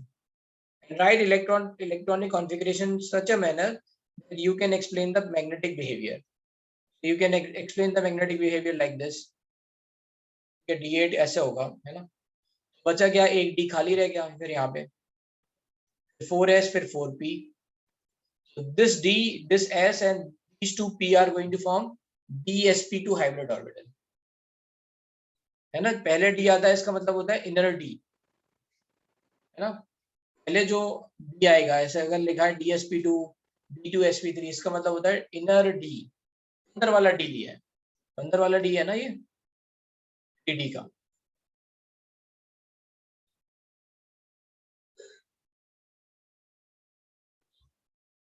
ठीक है,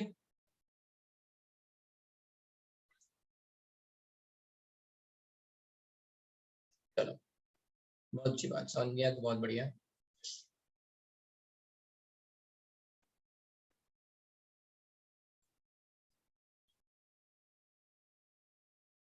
अब आती है NiCO होल 4, ये डायमैग्नेटिक है, इसका मतलब नो अनपेयर्ड इलेक्ट्रॉन। अब निकल पे ऑक्सीडेशन नंबर क्या है, पहले ये देखो, +2 है, क्या है, 0, क्योंकि CO क्या होता है, न्यूट्रल, है ना। यहाँ पे ये ओवरऑल चार्ज भी 0 है, ये 0 तो ये भी 0, निकल 0 है, मतलब निकल का इलेक्ट्रॉन पे कोई चार्ज नहीं है। Nickel is going to be Ar 3d8 4s2, but the problem is ये कैसा है, ऐसा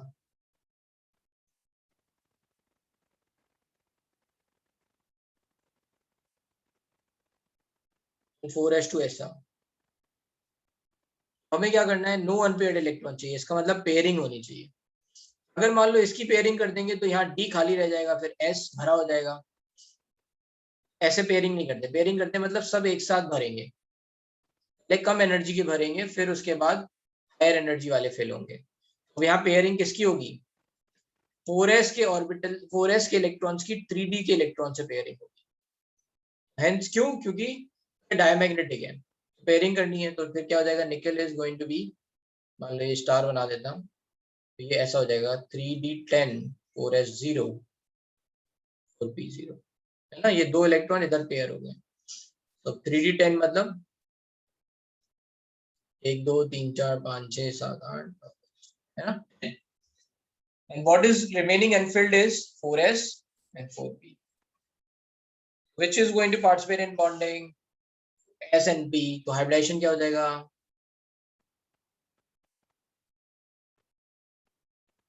sp3, समझ में आया, molecule is going to be tetrahedral. तो ये बहुत ही इंपॉर्टेंट लेट्स से एग्जांपल है, राइट, इसमें याद रखना, मैं समरी लिख दे रहा हूँ यहाँ पे, NiCl4 2- paramagnetic tetrahedral, tetrahedral means sp3, NiCN whole 4 2 minus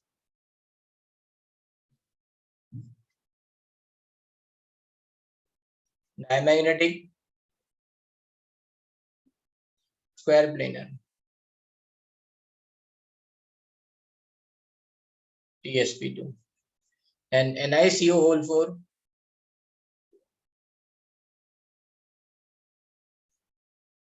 है ना, that is diamagnetic but tetrahedral. So you can see there is no two properties are same for all these three, let's say, complexes. ये अगर paramagnetic है तो ये diamagnetic है, ये diamagnetic है, ये डायमैग्नेटिक है, बट ये स्क्वायर प्लेनर है, ये टेट्राहेड्रल है, तो ऐसे चेंज, ठीक है। ये बहुत इंपॉर्टेंट एग्जांपल है, ये लिख लो पहले, है ना, पूरा। इसमें कोई बात नहीं समझ में आई तो पूछ लो फिर से, अगर कोई नहीं समझ में आई है तो।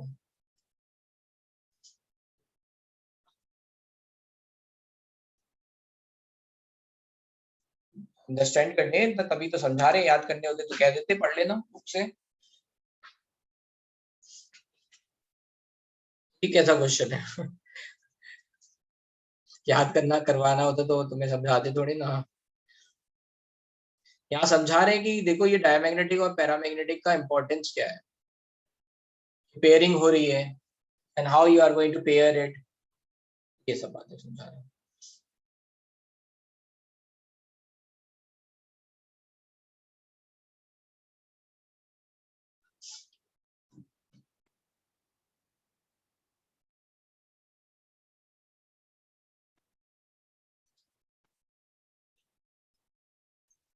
तो ये वाला जो पार्ट है ये आप जेडीली से पढ़ सकते हो। कौन सा वाला बता रहा हूँ ना, तो जेडीली में आप पढ़ सकते हो बैलेंस बॉन्ड थ्योरी वाला part, and you can study if you have time then you can study crystal field theory वाला पार्ट, ठीक है।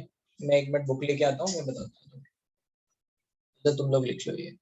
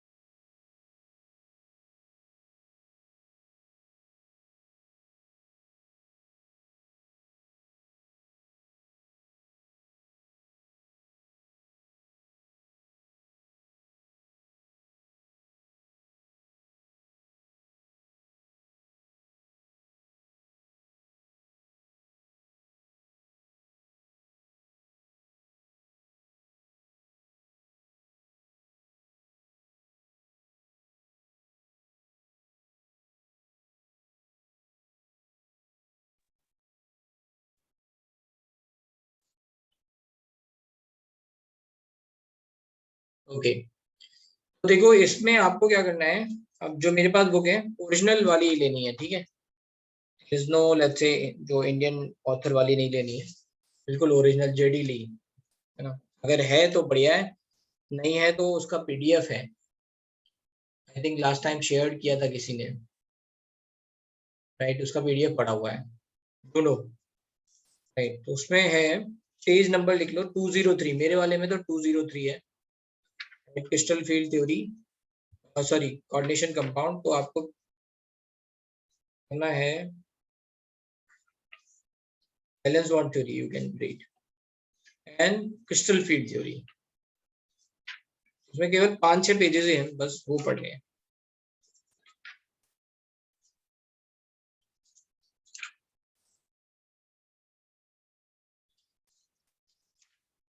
ठीक है, स्क्वायर प्लेनर कॉम्प्लेक्स टेट्राहेड्रल मैं बता रहा हूँ, तो कहाँ से कहाँ तक पढ़ना है।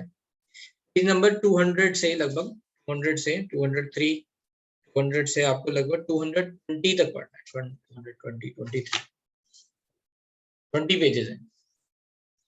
अगर आप पढ़ लोगे तो अच्छा है, नहीं तो मैं समझाऊंगा ही, है ना।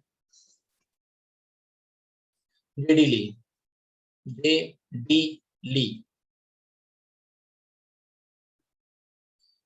ठीक है भाई। देखो ये वाला लिंक है, ये मैं शेयर कर देता हूँ, राइट। ये लिंक भेजा है अमन ने। So you will be getting, let's say, this book on this link. मैं भी डाउनलोड कर लेता हूँ।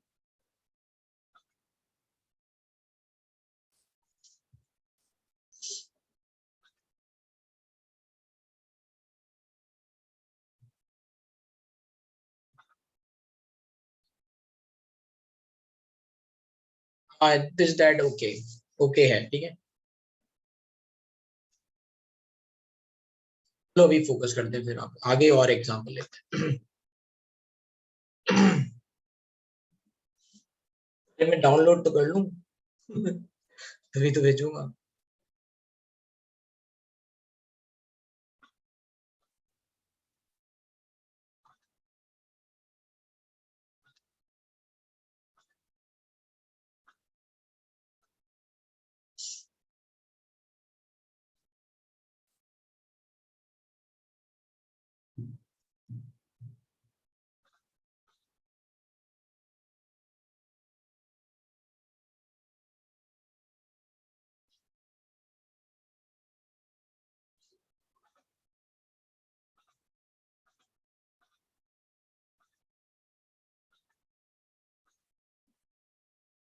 चलते हैं आगे, है ना।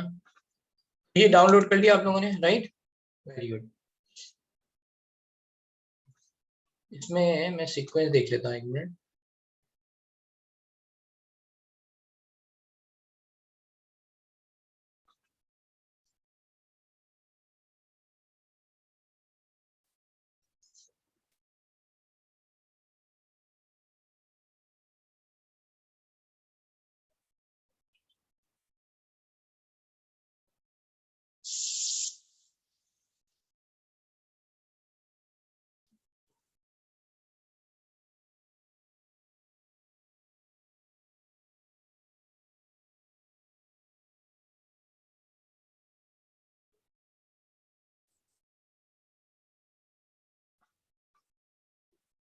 अराउंड पेज नंबर 200, पूरी नहीं है हालांकि ये बुक, अच्छे, बट ठीक है, अगर हमारा काम चल जाएगा तो वो ठीक है।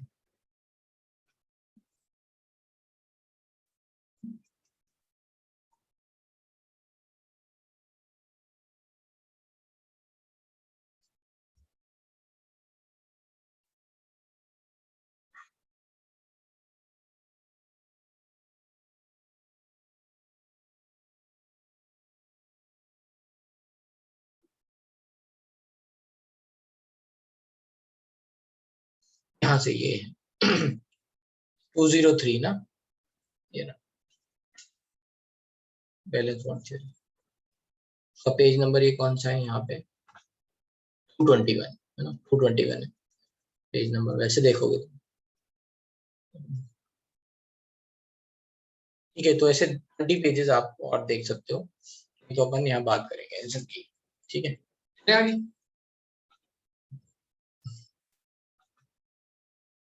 इसी तरह से एक एग्जांपल हम ले लेते हैं।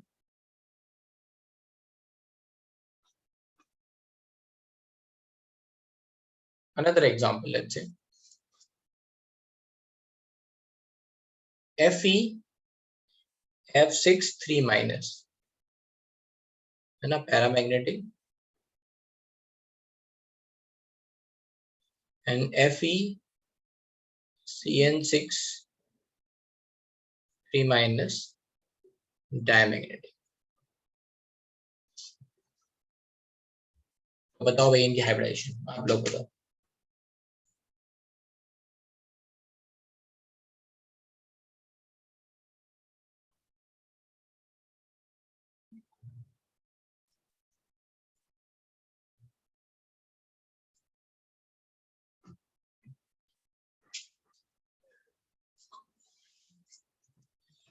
4 माइनस है, ये 4 माइनस, ये भी 4 माइनस ही लिख लो।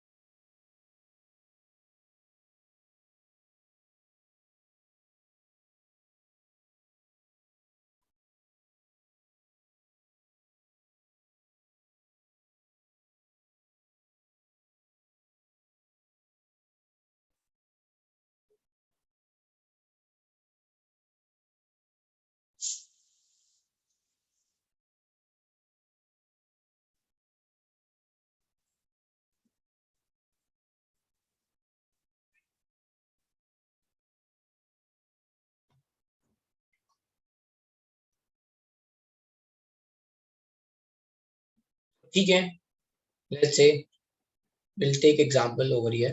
तो दोनों में आयरन Fe2+ में है. If you are going to write Fe2+, the electronic configuration is going to be Ar3d6. ठीक है, Ar3d6, right? अब if it is paramagnetic, so it is going to be like this d6 configuration. 1 2 6, right? 4s0 4p0 4d0, right? If you have to write, you will extend. लेकिन 3D में तो कोई भी electron ऐसे fit, कोई भी orbital is not vacant. All orbitals are going to be, let's say, are having electrons. Coordination number is 6. ये बात ध्यान रखनी है, right? You have to choose how many, let's say, vacant orbitals. 6.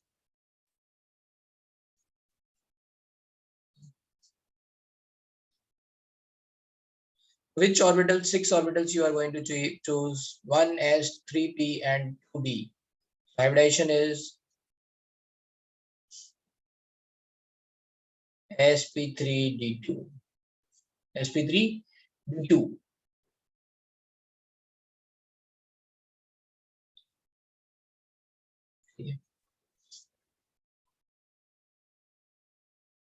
क्या समझ में आ गई? ये किसके लिए है ना? ये है FeF6 4-. अगर FeCN6 4- ले रहे हैं, and they are saying diamagnetic है, substance is diamagnetic. Fe2+, what is going to happen? यहाँ पे ये सब paired हो जाएंगे. Ar3d6, 4s0 4p0. What will happen over here? These 6 configuration is going to be like this. 1 2 3 4 5 6. Remaining 2 are going to be vacant. S and P. Which 6 orbital we are going to take?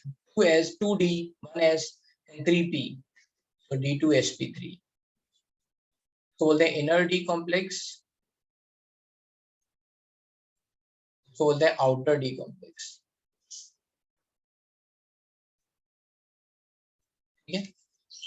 Outer d complex generally are having high, let's say, है ना, magnetic, let's say, properties, है ना, and these are made of, इनके बीच में difference अभी मैं आगे लिखा देता हूँ. इतना समझ में आ गया? sp3 and sp3d2 दोनों का शेप जो है वो क्या आएगा? ऑक्टाहेड्रल ही आएगा. Both are octahedral.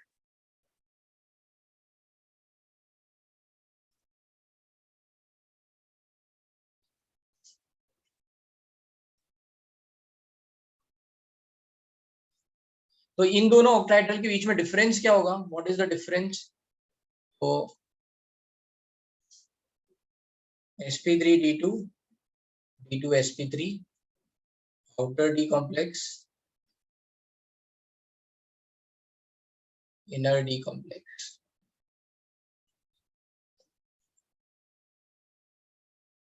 उसमें बस डिफरेंस क्या है? इसका आएगा हाई स्पिन कॉम्प्लेक्स, इसका आएगा लो स्पिन. ठीक है. इसके लिए आएगा, ये हाई स्पिन किसके कारण आता है? तो we are saying weak field ligand के कारण ना, वीक लिगेंड्स. तो यहाँ पे बोल सकते हैं वीक फील्ड कॉम्प्लेक्स, और ये होते हैं स्ट्रॉन्ग फील्ड कॉम्प्लेक्स. ये आगे आएंगे जब हम क्रिस्टल फील्ड थ्योरी बताएंगे, वहां पे स्ट्रॉन्ग फील्ड कॉम्प्लेक्स. तो जनरली sp3d2 में क्या होगा? हाई स्पिन मिलेगा. इनको बोलते हैं outer d complex, inner d complex. इसमें हाई स्पिन होगा, इनमें जनरली लो स्पिन रहेगा. Right. Spin means how many number of electrons are going to be present, unpaired electrons. तो इनके हिसाब से टोटल स्पिन निकाल सकते हैं ना, मैग्नेटिक मूवमेंट वगैरह है ना, ये सब. राइट. वही बोल रहा हूँ, हाई स्पिन, लो spin, field complex, strong field complex. ये इनके डिफरेंस हो गए. अब वो जो बात जो मैं ऊपर कह रहा था 5 के लिए, कोऑर्डिनेशन नंबर 5 में एक्चुअली ये क्या होती है? ये दोनों फॉर्म इंटरचेंज करती रहती है एक दूसरे, है ना. दे आर dsp3 के लिए जनरली बोलते हैं स्क्वायर पिरामिडल कॉम्प्लेक्स. ये दोनों आपस में, ये दोनों फॉर्म आपस में एक दूसरे से इंटरचेंज करती रहती है ना. Trigonal bipyramidal is an equilibrium with square pyramid. ये याद रखना है. तो अभी एक एग्जांपल इसका भी ले लेते हैं. एग्जांपल है FeCO5. FeCO5 कोऑर्डिनेशन नंबर 5 है. ये इंपॉर्टेंट एग्जांपल है. तो ये क्या है? पैरामैग्नेटिक है और इसका डायपोल मोमेंट भी 0 आता है. यहां से ये बात समझ में आती है कि ये जो है स्क्वायर पिरामिडल और ये जो डायगोनल बाइपिरामिडल है वो इक्विलिब्रियम में आएंगे. कैसे, मैं समझाता हूँ. पहले FeCO5 पे देख लो, Fe की इलेक्ट्रॉनिक कॉन्फ़िगरेशन क्या होगी? आयरन. Fe पे चार्ज क्या है? 0, क्योंकि CO पे तो 0 है, तो 0. Fe का इलेक्ट्रॉनिक कॉन्फ़िगरेशन क्या हो गया? Ar3d6 4s2. और ये डायमैग्नेटिक है, मैंने गलत लिख दिया, paramagnetic, diamagnetic.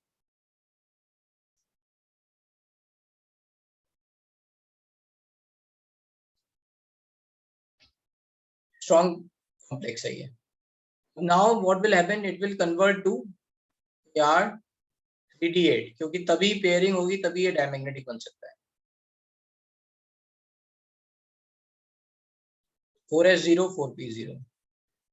Now if you are going to fill D8, then it is going to be like this: 1 2 3 4 5 6 7 8. Hybridization is going to be DsP3. एक अंदर का D खाली मिला, S और 3p. Coordination number 5 is, so that's why we need only 5 vacant orbital, तो DsP। But इसमें अगर DsP3 होता है तो हाइब्रिडाइजेशन क्या मानते हैं, स्क्वायर पिरामिडल। तो मैं रीजन बता रहा हूँ कि ये इक्विलिब्रियम में क्यों रहते हैं। एक्चुअल में इसका डायपोल मोमेंट 0 है। अगर स्क्वायर पिरामिडल बना दोगे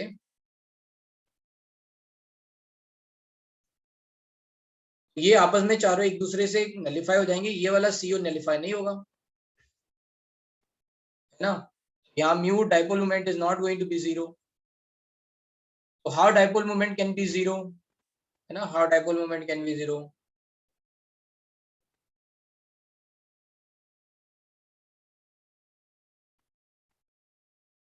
समझ में आ रही है।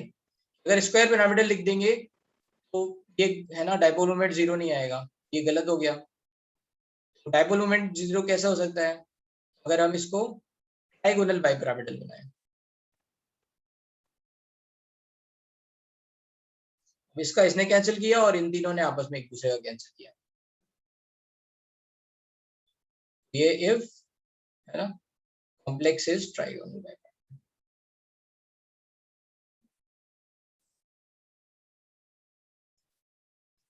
कॉम्प्लेक्स इज ट्राइगोनल बाइपिरामिडल, ये तो बोला गया कि एक्चुअली में ये होता है, ये कॉम्प्लेक्स जो है इन दोनों फॉर्म में, है ना, क्या करता रहता है, इंटरचेंज हो सकता है। हाइब्रिडाइजेशन DsP3 ही है, बट इसकी ज्योमेट्री ट्राइगोनल बाइपिरामिडल बोली जाती है।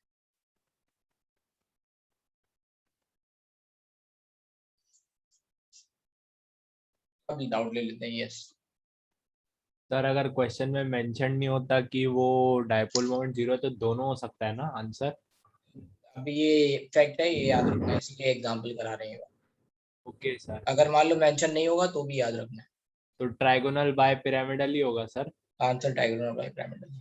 तो ओके। हम ये बता रही है, अभी हम डिमेरिट बता देंगे ना। तो अभी तो वैलेंस बॉन्ड थ्योरी समझा रहे हैं, इसलिए वैलेंस बॉन्ड थ्योरी के हिसाब से बता रहे हैं। वैलेंस बॉन्ड थ्योरी में क्या था कि अगर डेटा पूरा नहीं पता था, हाइब्रिडाइजेशन तभी बताया जा सकता है कि sp3d2 बनेगा कि d2sp3 बनेगा, when we are, है ना, assisted by certain other let's say data, कि भाई उसकी मॉलिक्यूलर ज्योमेट्री क्या आएगी वो हम भी बता सकते हैं, वो प्लेनर होगा, टेट्राहेड्रल होगा, क्या होगा, राइट। यहाँ पे ये जो एक्स्ट्रा डेटा था वो यही था कि यहाँ पे डायपोल मोमेंट 0 वाला जो डेटा एक्स्ट्रा डेटा, वो विच इज टेलिंग अस कि ये जो कंपाउंड है वो डायगोनल बाइपिरामिडल होगा, ना कि स्क्वायर पिरामिडल। फिर बोला गया कि ये आपस में एक दूसरे से इंटरचेंज होते रहते हैं, इसीलिए ऐसा हो रहा है, square pyramidal is converting into trigonal bipyramidal. ठीक है, क्लियर है ये बात। आई थिंक आज के लिए काफी है। नेक्स्ट क्लास में थोड़े से एग्जांपल कराएंगे, क्रिस्टल फील्ड थ्योरी स्टार्ट करेंगे क्लास। इसकी डीमेरिट और बता देंगे, डीमेरिट एक तो डीमेरिट है। तो नेक्स्ट क्लास में हम लोग डिस्कशन कर रहे हैं, तो इलेक्ट्रोकेमिस्ट्री जो भी आपके डिस्कशन बचा हुआ है जो भी है, हाँ, वो आप, है ना, तैयार रखना, है ना। आपने सॉल्यूशन देख लिए होंगे तो आई फील लाइक कि कम से कम होंगे, राइट। डी ब्लॉक ऑर्बिटल्स के लिए DsP2 टाइप पॉसिबल नहीं है, राइट। यस, में डी होता ही नहीं है, मतलब डी में इलेक्ट्रॉन्स ही नहीं होते हैं।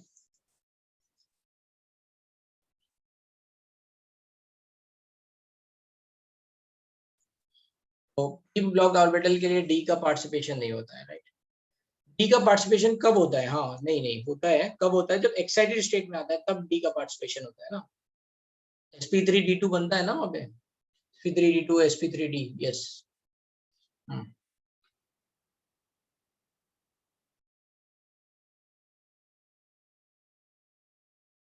हाँ बोलो।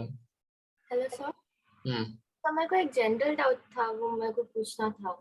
हम्म मैंने आपको भेजा था ना कि वो फ्लोरीन क्यों ऑक्सीडाइजिंग, मतलब स्ट्रॉन्गेस्ट ऑक्सीडाइजिंग एजेंट क्या जाता है उसे क्यों? अरे वो उन्होंने उसमें तीनों रीजन है, एक्चुअली उसमें एक नहीं है। अच्छा। और फिर वो देखा जाता है कि वो किसके रेस्पेक्ट में बोल रहे हैं। देखो होता क्या है, ऑक्सीडाइजिंग एजेंट का मतलब क्या है, खुद रिड्यूस होगा, F2 से F- बनेगा, राइट। यस बनेगा F- एक्वस बनेगा गैस से। ठीक है, अब लिख लो यहाँ से यहाँ तक कैसे पहुंचेंगे। F2 से पहले तोड़ के F पहुंचना पड़ेगा, बॉन्ड एनर्जी हो गई, राइट। लो हाफ लिख ले रहे हैं यहाँ पे, बॉन्ड एनर्जी। फिर F से फिर आपको F- बनाना पड़ेगा, तो ये हो गई इलेक्ट्रॉन एफिनिटी। फिर क्या होगा, हाइड्रेशन होगा, delta H hydration of an ion. All three are there, है ना. अच्छा ये पॉजिटिव है, ये नेगेटिव है, मतलब इलेक्ट्रॉन एफिनिटी पॉजिटिव है but electron gain enthalpy negative है, और ये नेगेटिव है. ये अच्छा सा इसको ऑक्सीडाइजिंग एजेंट ये तीनों बना रहे हैं. अगर वो क्लोरीन के कंपैरिजन में बोल रहे हैं, let's say if they are saying with respect to chlorine, Cl2 Cl minus, तो फिर रीजन में bond energy can be the example, क्योंकि इलेक्ट्रॉन एफिनिटी तो क्लोरीन की ज्यादा होती है ना. इलेक्ट्रॉन एफिनिटी तो फ्लोरीन की ज्यादा होती है ना. इलेक्ट्रॉन गेन एंथैल्पी क्लोरीन की ज्यादा होती है ना. इलेक्ट्रॉन एफिनिटी और इलेक्ट्रॉन गेन एंथैल्पी सेम ही चीज है, साइन का अंतर है. हाँ इलेक्ट्रॉन नेगेटिविटी जो है वो फ्लोरीन की ज्यादा होती है. हाँ हाँ हाँ हाँ, तो एफिनिटी और गेन एंथैल्पी सेम चीज है. तो अगर क्लोरीन से कंपैरिजन कर रहे हो तो आप बोल सकते हो कि बॉन्ड एनर्जी यहाँ पे लो है, और you can also say hydration energy ज्यादा है. तो उसमें उन्होंने मल्टीपल आंसर्स थे उसमें. सर सिंगल करेक्ट यहाँ पे करा हाँ, है. तो पता है मुझे, मैं देख लिया, लेकिन वो क्वेश्चन गलत है, उसके हाँ. मल्टीपल आंसर आएंगे, ओके सर समझा. क्योंकि ये कंफर्म नहीं है ना फ्लोरीन किसके कंपैरिजन में देख रहे हो, है यस. ना. हाँ. Thank you sir. Okay.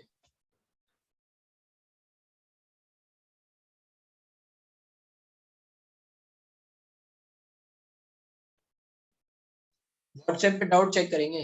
Okay.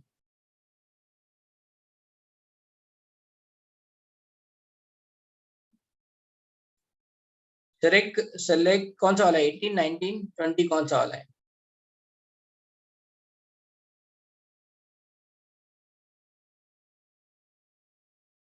Yes, कल है, कल. और yes, 18, 19. If a complex is following the Sidgwick rule, है ना, of a and then the value of x plus y plus z is, तो देख लो Fe पे चार्ज क्या है, what is the charge of Fe, सबसे इंपॉर्टेंट बात है. तो C3H5 CO पे तो न्यूट्रल होगा. C3H5 एल्कीन की तरह बिहेव कर रहा है क्या, रुक जाओ देख लेने दो, चार्ज आ रहा है उस पर, रुक जाओ, आ गया.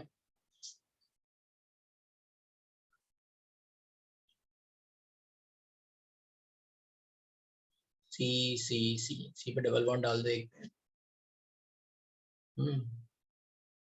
और दो आ जाएंगे इधर, मान लो CH3 CH माइनस भी आ रहा है कहीं पे, ऐसा हो सकता है CH2 माइनस, राइट, रेजोनेंस में होगा ये.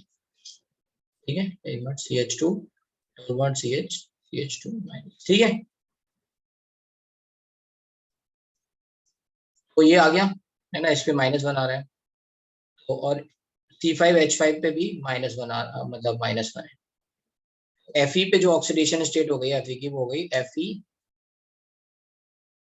Plus x plus y, right, क्योंकि ओवरऑल कॉम्प्लेक्स न्यूट्रल है. ठीक है, तो ये एन रूल कितना हो जाएगा, 26 minus x minus y, 26 minus x minus y oxidation number, plus 2x plus 2y plus 2z is equal to 36. तो सब्ट्रैक्ट कर दो, ये क्या हो गया, 26 plus x plus y plus 2z equals to 36. X plus y plus z is equals to x plus y plus 2z is equals to 10. दूसरा क्या है, दूसरा है x plus y plus z can be 6.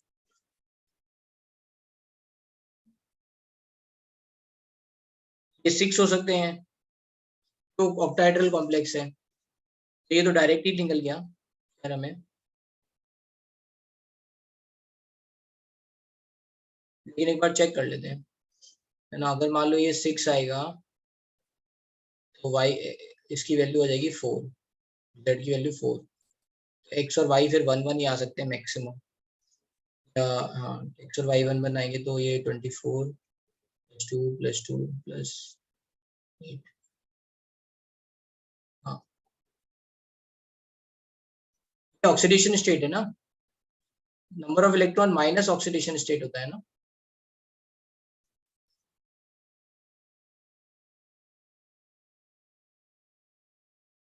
यहाँ पे जो 19th question है में हेप्टिसिटी दे रखी है, ये है ना, ये कितने कार्बन से जुड़ा हुआ है, 5 से जुड़ा हुआ है।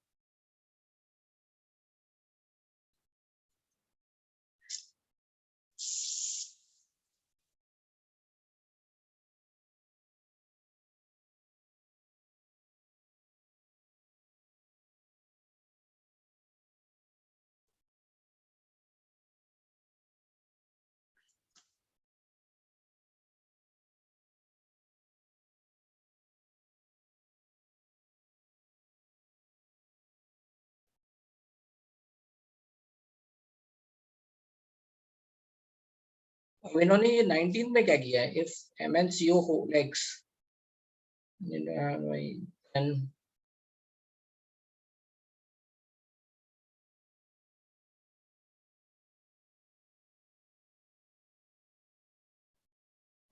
तो 19 में 5 है। COX को अगर हम देखेंगे तो क्या हो जाएगा, 4 इन्होंने दिया नहीं है, तो यहाँ पे इन्होंने दोनों में 10 तो नहीं मान लिया, 10 मानेंगे तो भी नहीं, Mn तो 25 होता है ना।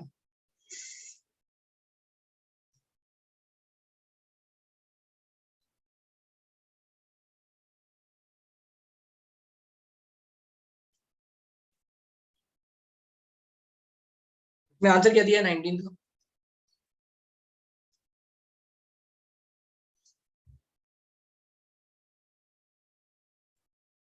इनके आंसर बताओ, ये किसमें, अपने अपने बुकलेट में है।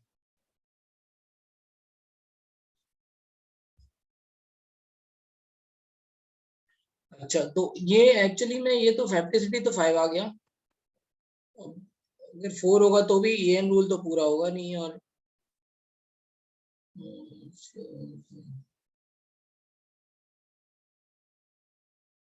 25 + 6 31,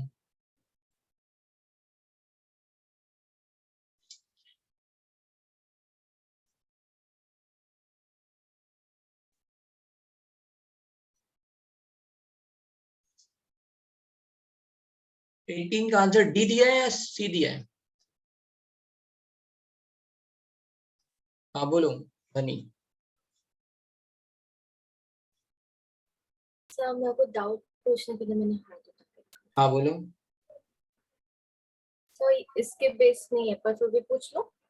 हाँ, सर अभी ना हेप्टेसिटी हमेशा नंबर ऑफ कार्बन के बराबर होना जरूरी है। मतलब डिफाइन तो ऐसी ही होती है कि भाई कितने नंबर ऑफ कार्बन जो है वो मेटल से अटैच्ड है। क्योंकि अभी एक केस में अपने फेरोसिन वाले केस में सर तो 10 कार्बन है ना। नहीं, लेकिन एक एक लिगेंड में तो 5 ही है ना। अच्छा, ओके सर समझा। हाँ, और एक डाउट था सर, जब हम नेमिंग करते हैं ना, वो ब्रिज कार्बन मतलब वो ब्रिज जो एटम है अनाइन या जो भी है, लिगेंड है। अगर अगर वो सेम होता और वो जिससे कनेक्टेड है वो डिफरेंट होता, तो तभी हम क्या करते हैं, मतलब बीच में 2 बार डाई म्यू OH करके, मतलब डाई म्यू हाइड्रोक्सी मतलब क्या बोल रहे हो कि अगर M और ये M डैश है और ये OH है, राइट, ऐसा। हाँ, और एक भी डाल दो, 2 OH बीच में। 2 OH है ना। हाँ ऐसा। हाँ, तो एक सीक्वेंस में करेंगे, फिर तो यहाँ कॉमन नहीं ले पाएंगे ना। हाँ, लेकिन हाँ, जब सीक्वेंस में जाएंगे तो उस टाइम पे लिखेंगे तो डाई लिखेंगे, डाई म्यू हाइड्रोक्सिडो। ओके सर समझा। Yes sir, thank you sir. तो ये देखते हैं भाई ये कैसे आ रहे हैं, है ना, इसमें देखते हैं कहीं कुछ एक आध रूल उन्होंने पता नहीं क्या बताया, देखते हैं। ठीक है,